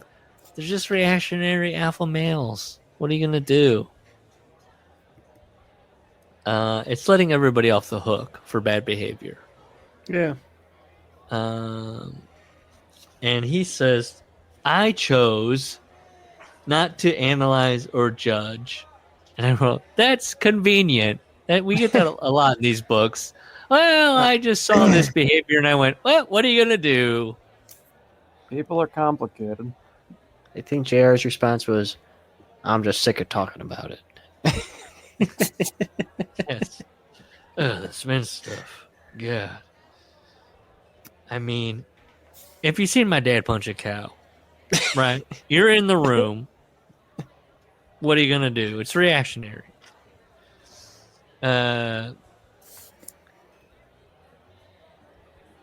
Seeing alpha males flip that switch was nothing new to me. All right, come on, Peanut. I could handle it, live with it, actually thrive around it, which I wrote a couple question marks. Why are you thriving around it? Like, I love a guy that's just like doing things a little off. And I'm like, that's cool. I look the other way as long as I keep coming up the ladder. Yeah. As long as I reach my paycheck at the end of the month. That's what JR writes. I wrote, worth it. Or as Gus might say, you're not the marrying kind. That's right. This version of Vince was catching people's attention. It was an insanely, JR says in 2017, it was an insanely exaggerated version of him. Was it? Was this an insanely exaggerated version of pooping on heads of it? I feel like the Mr. McMahon character might have been a little bit of a subtle character to the real Vince McMahon. We never got Vince McMahon pitching an angle. What if I just shit on her head? We got close. Kiss the ass club. Yeah. Yeah. Has Vince pitched? And what if a little poop comes out when William Regal is right there? Was there one where there were some stains? Did that ever happen where he had like some stained drawers? You know, call me crazy. I'm gonna blame all of Vince McMahon's sexual perversions on Jim Ross. Ready? Tony Khan, your mother is sick right now, and I know you know the meaning of family. My dear boy, I just want to work with my son and with Vince McMahon and his son-in-law who love pooping on heads and hearing rape. If you could just grant me that. That was my William Regal. What did that have to do with anything? I don't know. It just popped into my head. Vince McMahon just being a horrible person, and everyone kind of going, "Well, this is exaggerated, right?" And William Regal can't wait to go back to that, so he can tell Abyss, "Don't worry, son. Don't worry, Chris Abyss. You're okay. Bruce Pitchett's mad at you, boy. It's all right." No, but if you remember, yeah. What does he get paid to stand in a room and console Chris Abyss? What does William Regal get paid to do that? I think he's taking home $155. Fuck. To stand in a room and pat Chris Abyss on the shoulder. Yeah, he produces matches. I'm telling you, that clip of Chris Abyss being like, I just want this man to be pointing at Bruce Pritchard of all people. On the fly. You're being told what to do in your match by Abyss. Dude. I told During them to cancel the Conda Vice spot. The Conda Vice spot. I could not stop laughing. I told them to cancel the Conda Vice, but Phil's like, God damn it. Phil, who they just played, saying, "You're your own boss out there." Chris Abyss says, "Cancel the Conda Vice spot." Okay. JR claims he wasn't paying attention to the ratings. Let me say, Wilson, What? JR famously had to tell Vince McMahon Oh, this that is so men great. found Asian women attractive and that Yeah, I there was know a that whole story. subculture of Asian porn. I think that's what got Vince McMahon online. No, that's your theory. Yeah, I think I know before that that, Vince is a story. missionary man. He might whore around, but he's a gentleman about it. And then he discovered the wealth of internet And he- depravity and something. Okay, but It's here's my viral problem with that we all Okay. know. But we would have more stories, I think, because this is a guy that didn't know what a burrito was, right? So he would be calling somebody in like a Brian Gewirtz and being like, click around, show me what I need, like type in anal, type in Asian, and then Brian's like, okay, and so this, and then this website, he's asking questions like, Vince has tact, though. if it asks him to Wasn't pay, showing is he like? everybody, Grant pictures. Only But if his it- people that he knew was cool with it. But if it asks him to put in payment information, is he calling in a writer and being like, put your information in, we'll cover it? I can't be tied to this. Like, is there going to be a writer that's like, I was the person subscribing to that website for Vince? Maybe. We're at the Fleet Center. Austin wins the world title. After he says that he doesn't care about the ratings, he'd go, after each night's Raw, I'd oftentimes go back to my hotel room and watch that night's Nitro and always thought, why are we losing to this? And he also says, I didn't like getting beaten 83 weeks in a row, but I didn't dwell on it. He's busy doing payroll for 100 plus members of talent. He's priest. He's guidance counselor. He's 12-step sponsor. He's school principal as needed. And then, out of nowhere, we get Dr. Death Steve Williams had made it as a major star in Japan. Yeah, Larry's shaking his head. I put a question mark. He was. Major. He had the All Japan title. He had a good 94. Let me say He that. had a good. There you go. But after a decade of doing most of his wrestling there, Doc was looking to spend more time in the States. I just wrote, no one cares. Only JR. The only person that has truly cared about Dr. Death Williams is Jim Ross. Is that fair? Yeah. His body was carrying the effects of years of wrestling. A 16-year veteran. I triple underlined that. It's not happening for him. It's not going to happen. Now If it he'd had be during happened his at- prime. Dude, He'd be younger than Damian Priest. that's one of those. Younger That's than what you take a picture of this is what we should do for one of our social media posts. You take a picture of Dr. Steve, right? Dr. take a picture- Steve. Dr. Steve. And take a picture of Damian Priest and go, both of these men are 39. What was going on with this guy? Then Brawl for All happened. When he got word from creative, Vince Russo. JR. I detested it immediately. Doc was one of the 16 entrants, and with his credentials as a 4-time Wrestling All-American at the University of Oklahoma, he was one of the favorites to win it all. And I was like, in boxing?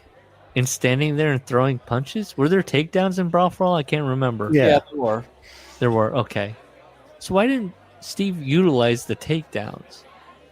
Because he had a bad hamstring. Okay. I think he said that. Well, JR, I loved this a little bit of honesty. from Yeah, JR. he tore his quad. Well, he says he did that in the first. Well, he goes, this is against Bart Gunn. He tears his quad. And I love this is one of the most honest sentences we've ever had. So he got the shit beaten out of him pretty quickly by Bart. I did get the shit beat out of him pretty quickly. Because he was seen as JR's boy. Let's flash back to JR being called Watt's boy. Because we were both from Oklahoma. Because we both came up from the Mid-South. And we both were friends.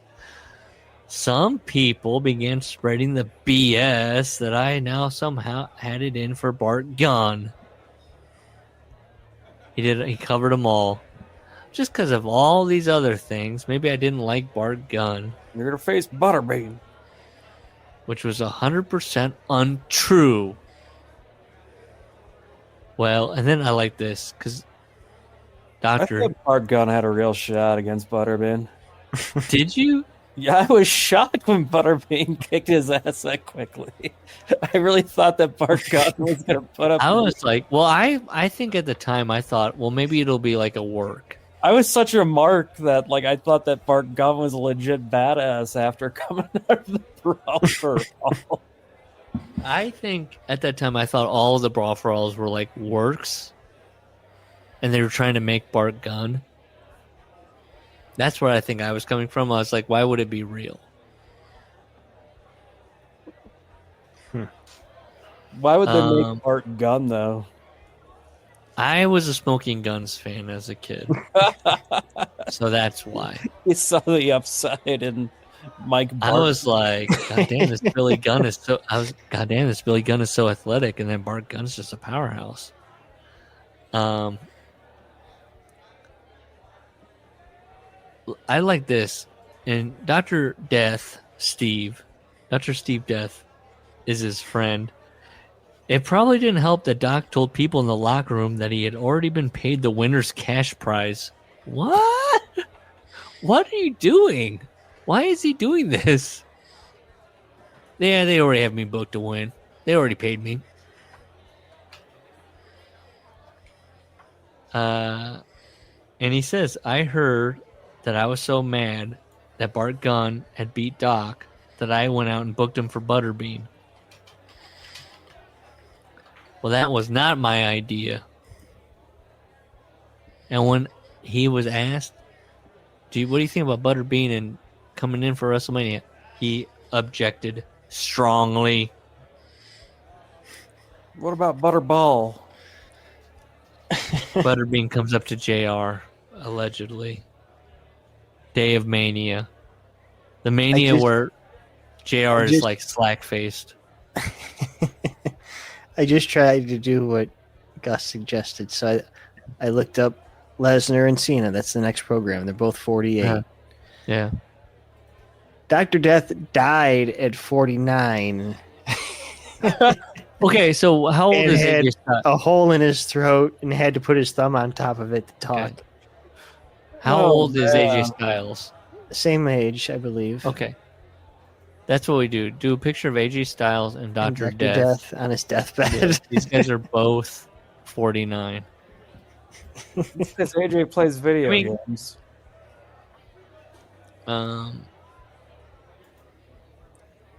Butterbean comes up to JR. Hi, are you guys going to be mad at me if I knock Bart out in the first round? JR goes, well, it's supposed to be real, Bean. So you do what you got to do. No one's going to be mad at you.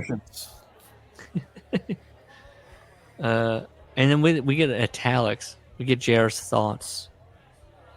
Privately. Of course, because you're in your own mind. So, of course, it would be privately. Privately, I was thinking. And maybe quietly. We don't know. Don't underestimate Bart Gunn.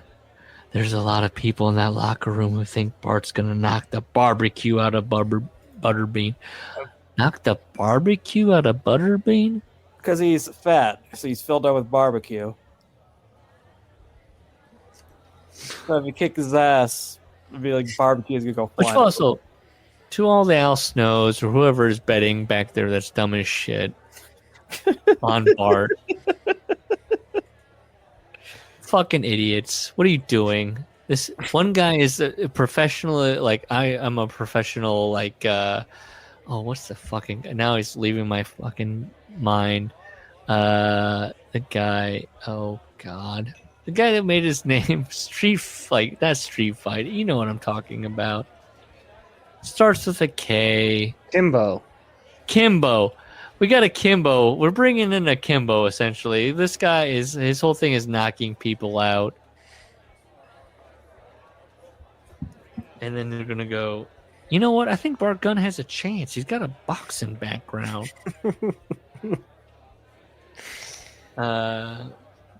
I've lost my place. Classic. All right. Brawl for All's done. Hell in a Cell. No, hold on. I wish come I on, could we find gotta this. go. Hold on.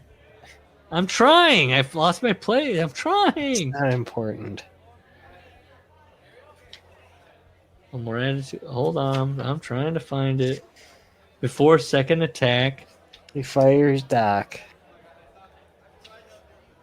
Oh, okay. Yes. Okay, I'm there. Yes. And yes, they all lost their money.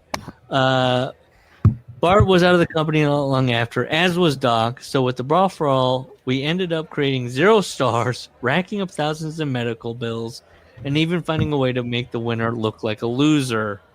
But at least Russo got to see Red Shaw get beat up. I know. I just wrote Russo, a Russo special. It broke my heart to let Doc go, especially since it strained the friendship. That strained the friendship. Yeah. Well, yeah, Doc was promised big money. He was going to work a main event program with.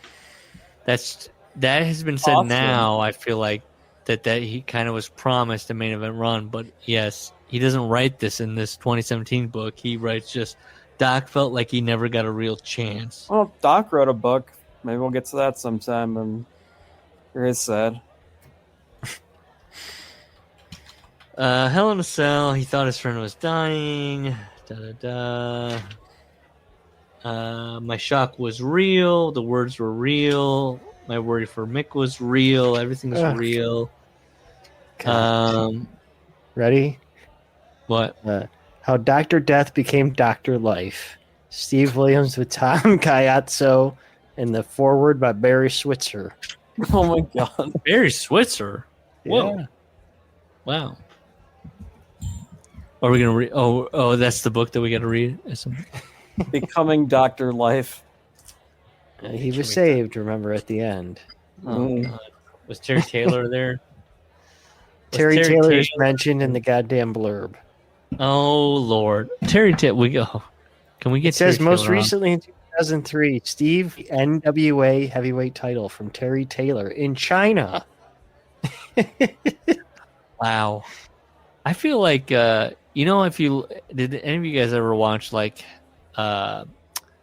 Kitchen Nightmare or Bar Rescue? And then you look up all the restaurants or the bars that those shows did, and they're all like closed. Yeah. How many wrestlers did Terry Taylor save? And then if you like cataloged them, they're like, they weren't really saved. After like 3 months, they went back to whatever they were doing. That's a good point. He says to Mick, you went too far, and you're not going to be able to make money if you're just like splatted out on the concrete. And that's where I wrote, what are we doing? We're just doing match recaps at this point. I was getting like kind of annoyed. Second attack, 98. He gets a call. He's in England for the Capital Carnage show. I'm sorry, honey. Your mother's passed away.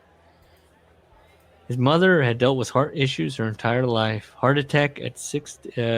Also, his mom also heart attack at 64. Wow. It's that Oklahoma living. tears in my eyes. She'd become a big wrestling fan who never missed a Raw. And I wrote here, his mom was always there, but his dad looms larger, I feel like, in these books. He's always like, my mom bought me these outfits, and my mom did this, and she didn't tell me. But then the dad, he's like, I got to make it right with dad. My dad, his He gives me hands. $1 for a haircut. You know, it was that thing of like the person that loves you the most and is always there. You're just like, okay, I got it. All right, I love you. But then the person that's kind of distant, you're like, please love me. Please. Larry's nodding. And like a single tear is rolling down his cheek. You gotta hurry up. Oh, come on. We got this. Vince offers to fly him home. He says no, he's going to stay. He offers to fly Jan to London. He says no. Vince and Linda could not have been more nicer or supportive. And then he thinks, who's the man my mom would raise? Somebody that saw the job through. So he does the job. He goes out on pay-per-view. But then, during the pay-per-view, he has a throbbing headache. Audio is coming through his headphones. It's killing him. His eye can't blink. He's having trouble enunciating. Don't know what that would be like. He lost control of the muscles on his left side of his face. He's holding his cheek up so he can talk. He thought it was a Bell's palsy attack. And he's not sure what triggered it. Maybe it was the grief. Maybe it was burying the grief. Vince sends him to the highly regarded neurologist in Connecticut. It was Bell's palsy. He's prescribed prednisone and told to stay away from loud noises and certain tones that might trigger headaches. And then they're also giving him artificial tears to moisten his eyes. And this also struck me because his eye is paralyzed. He can't close his eye. So he had to tape it shut to sleep. And I was like, that's brutal. I never thought of that. If your eye's paralyzed, you can't feel it close. Yeah. Yeah. And you know, the bitch of it is that for like everybody else I've ever heard of, Bell's palsy resolves itself quickly in like 2 weeks. Yeah. And JR's just stayed that way. I mean, I'm glad he's recovered from it now because, yes, when you see that WrestleMania match, though. I mean, compared to that, when I saw that, I watched back the WrestleMania match. He's very droopy. Okay. He's now just kind of cinched. Yeah. You know, depression sets in. He's at home. He realizes, hey, my mom's dead. My dad's dead. I'm an only child. This is it. And he realizes as he's making arrangements for his mother's funeral that, he's not a father to his daughters. And it's his fault. He focused on his job, to travel. And he wishes that he could go back and he could change it to where if you do it, he would just be there for them. He's going to Dallas. He's going to Atlanta, Connecticut. He's moving farther away from Oklahoma where they are. They're young women now. They're in college. He thinks like, yeah, I know they love that. And they love me and I love them. But he's like, oh, that sucked.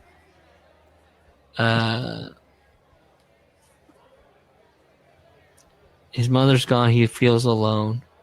I loved her. I cared for her. I listened to her talk about how much she loved watching me on TV. He's slipping into depression. He's grieving. And now because of his face, he's like, my on-screen career's over. He says, appearance is important in wrestling. When In wrestling, any promoter that saw weakness, his impulse was to remove it immediately. That's just not Vince McMahon. That's everybody. I'm like, is it I don't know. You put Gordon Soley on the TV just drunk as hell. Is that not a weakness? His life is crumbling, except for Jan. She's there. She's a rock. She'd go to Titan Tower and pick up his memos, his payroll information. He'd work from home. But then home became kind of like his cave. He's there. He feels like this is where he's comfortable. He didn't want to go to the office. He doesn't want to go to the grocery store. He doesn't want to go out to eat. He's very hung up on his face being slack on one side. He wants to hide. Then Vince sent him a letter. Dear JR. And basically what Vince does is he quotes Rocky Balboa before the movie Rocky Balboa is ever made. It's not the number of times you get knocked down in life that counts. What counts is the number of times you get the fuck back up. So get the fuck back up. This is odd to me. Give the Stone Cold hand sign. And I was like, it's middle finger. Just right. Give the middle finger. The Stone Cold hand sign. What a weirdo.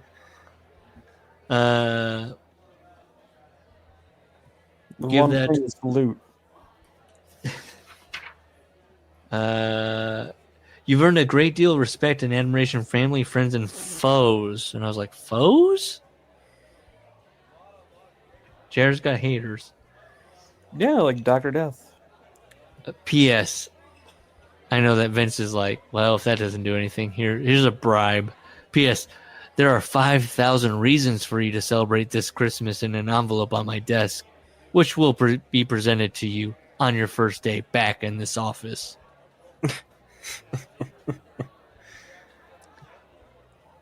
He reports back in January.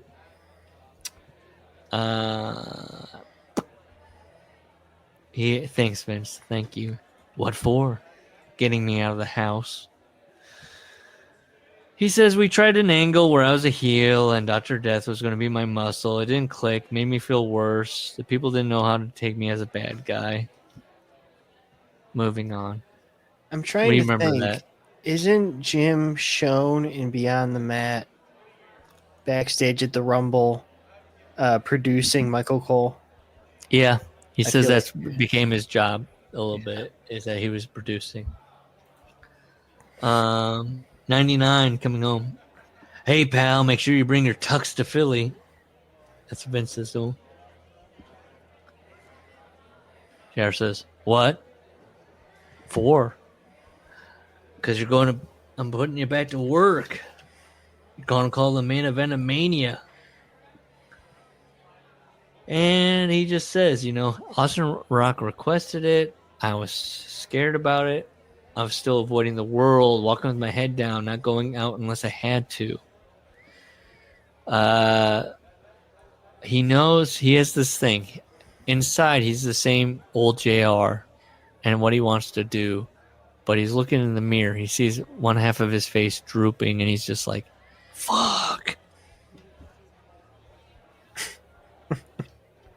And that's where I wrote, can we talk about, just for a brief moment, can we talk about Ed Ferrara and Vince Russo being like, what would be funny? If Ed Ferrara went out and was like, because all these chapters here to this WrestleMania, this last bit, are about JR being like, I was so fucking shook by my face being paralyzed. And then Vince is like, what if we make a character? And you're like, and then JR since then has been like, yeah, whatever, fuck it, it's fine, I don't care. But it's just like, clearly no. Clearly that's fucking cold. Like, if you're Ed Ferrara, like, why would you be like, yeah, that's funny, he can't control it, let's make fun of it? I don't have a good answer. I don't know. That's in Vince Russo where he's like writing. He's in his own world. Look back at Dr. Death. That's Ross blaming Russo for fucking up Dr. Death. Yeah, So, that's true. Yeah.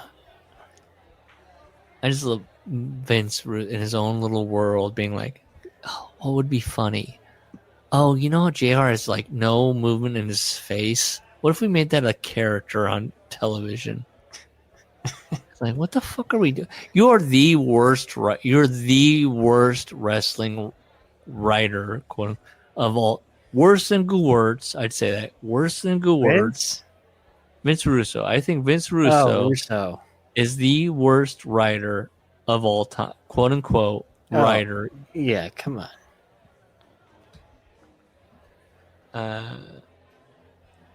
It's the night before the main event. He can't sleep. I can't do this. He's whispering to himself, I can't do this. I have to quit. I shuffled out of bed and sat chain smoking cigarettes and popping Xanax to help settle myself. I like that part. I underlined that. Yeah, I did. Yeah, get it. Sure you want to do this? Jan asked. No, Gosh. I replied. She sees him out on like the hotel balcony, just Got the bathrobe on, just fully naked underneath. Yeah. Untied. She absolutely gave him a release to like, what if this helps? Absolutely. It's not helping. I just fucked up. I can't stop my mind. I can't sleep. WWF set up various rooms when they come into an arena. Here's a list. This was right for me. Here's a list. Vince's office, male locker rooms, talent relations rooms, Divas locker room. Come on, JR. It's 2017. Still going to call it the Divas locker room.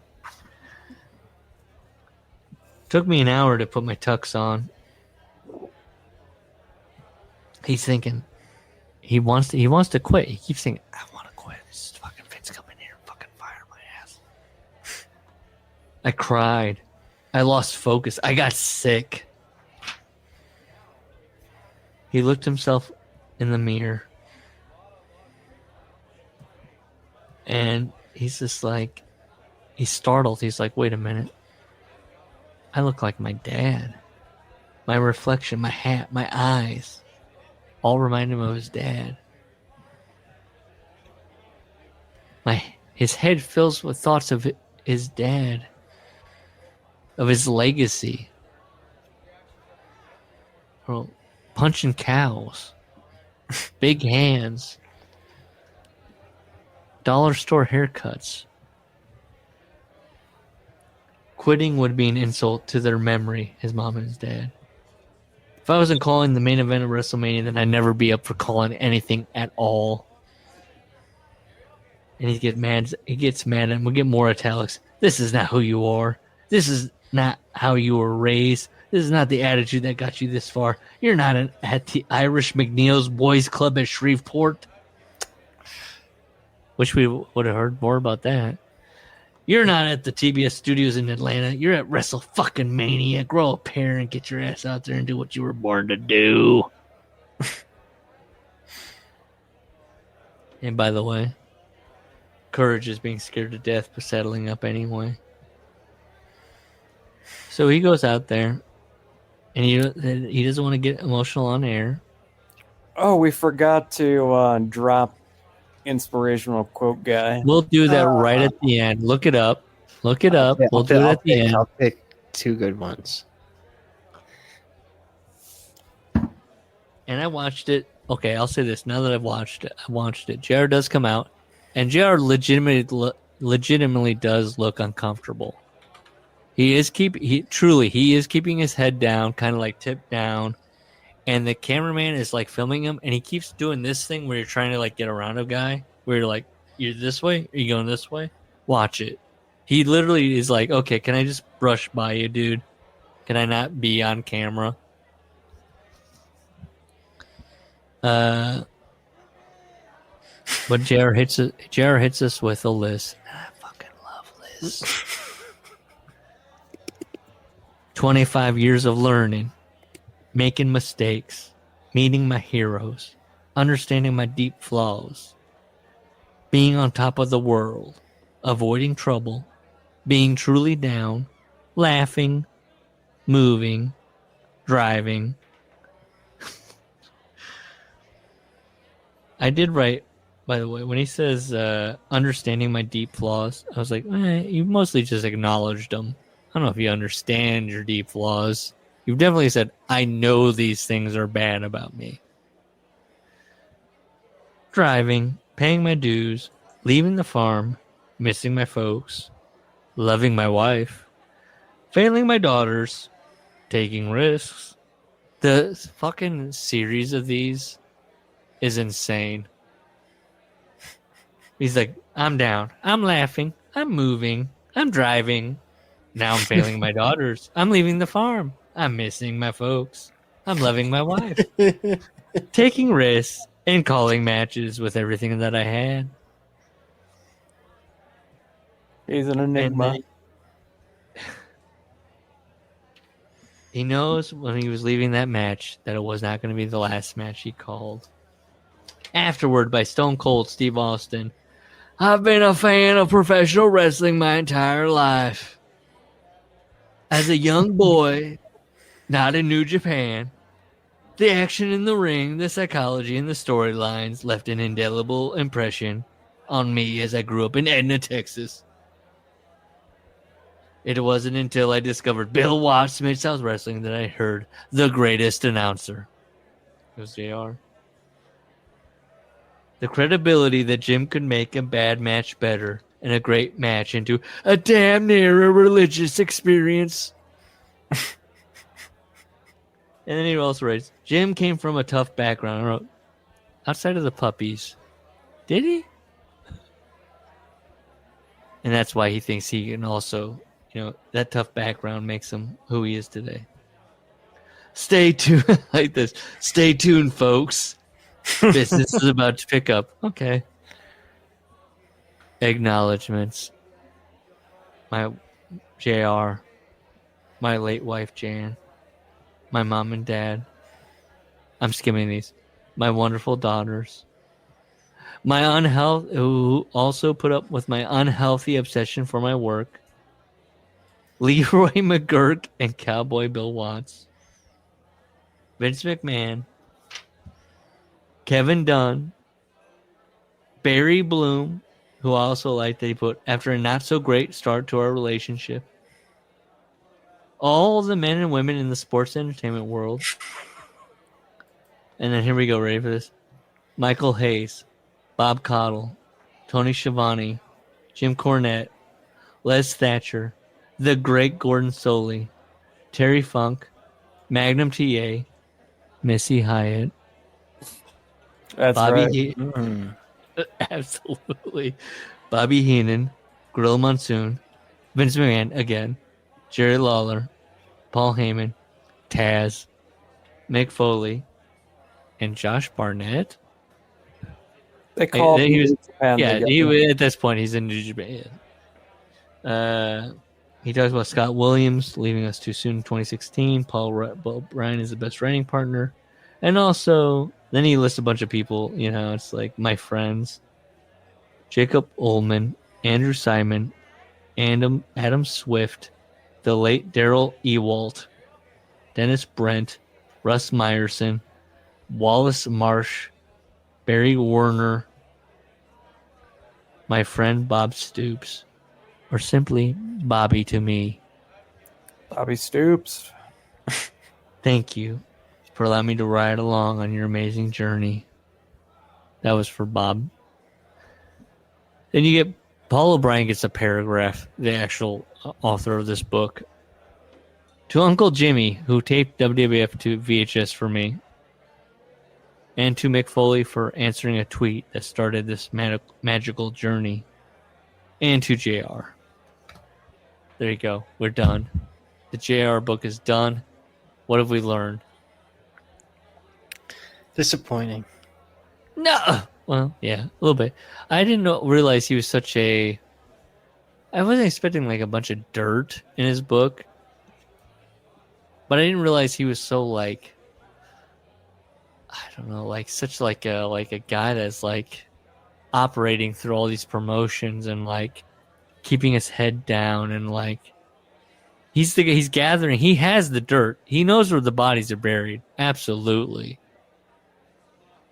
Which is so funny that he's on those dark sides, and he's just like, yeah, I got a little bit of information for you. I'm going to crack him open and be like, what do you really know? What have you really heard? Hit us with an inspiration. Okay, I got 3 good ones picked out. Oh no! Fuck. History. Okay, first one. Sounds like Wilson. I hit the X. If a monkey picks up a monkey wrench, it doesn't make him a mechanic. But if I pick up a couple of monkeys in my head, does that make me a monkey? If I pick up a couple monkeys in my head. What does that mean? I've never picked up a couple monkeys in my head. Yeah, what does that mean? Now, the monkeys in his head was his oft-used parable to describe like his addiction. He's like, I got monkeys in my head running around up there. Oh, did anybody raise their hand and go, you mean monkeys on your back? You fucking idiot. Okay. I got monkeys in my head. I mean, what the fuck are you talking about? All right. In my observation, people are either an outside illustration of an inside complication or an inside manifestation of an outside creation. That is so Ultimate Warrior. Like, it's just words that end in ishin, Tion, and he's like, let me just tie this all together. Hold on real quick. Say that one more time. In my observation, people are either an outside illustration of an inside complication or an inside manifestation of an outside creation.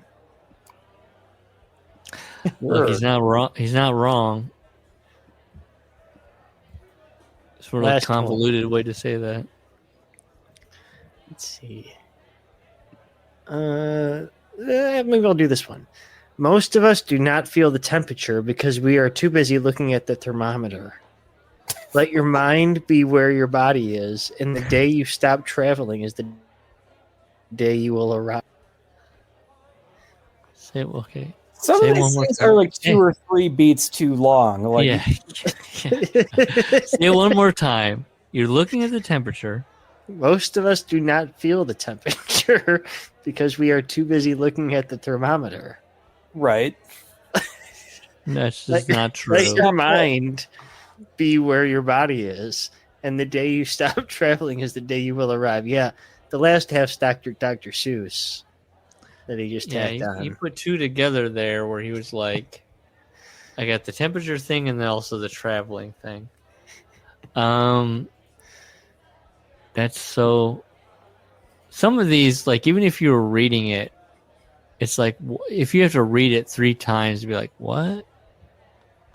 The best books to read are the unprinted ones. Stop. And That's just the opposite game. You're like, it's only the first half. The best books to read are the unprinted ones, and the only pages to turn are your own, one day at a time. that's such... What? That's that thing where it's like give me 2 minutes where it's like the sun's always on your back unless you're faced away. Then the moon is always, on your side. It's like, what does that even fucking mean? Yep. All right, we're done, right? Mm-hmm. Capital Wrestling is next. Capital Revolution. It's called. Here we go. No delay, because I'll have mine. So we're into Capital of Revolution, the rise of the McMahon Wrestling Empire. Tim Hornbaker, and you better believe it's got a dead guy on the cover. It's Hogan. It's Sterling. A murdered man. A murdered man under investigation. David Miscavige was seen taking off gloves outside of Hogan's home.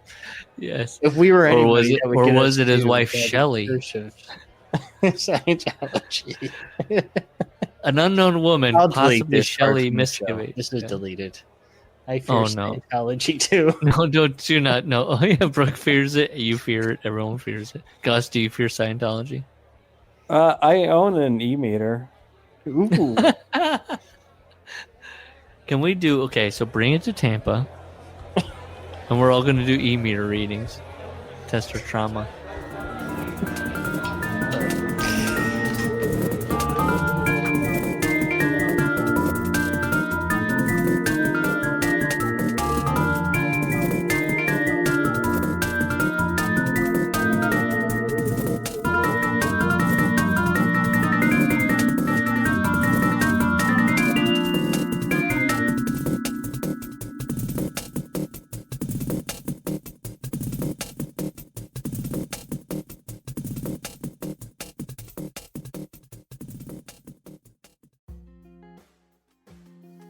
It's Wilson again.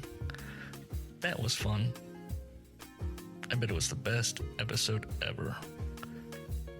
You know what you can do to help the workers out? Rate, review, all that good stuff on whatever app you're listening to. Tell us how much you love us. If you want to contact us, it's theworkersclubshow@gmail.com. We got a YouTube, The Workers Club Podcast, a Blue Sky, theworkersclub.org, and we have a Discord where the invite link is left in various places. I'm sure you can find it. That's it. Thanks for listening. Appreciate it. Bye. Smile and love each other.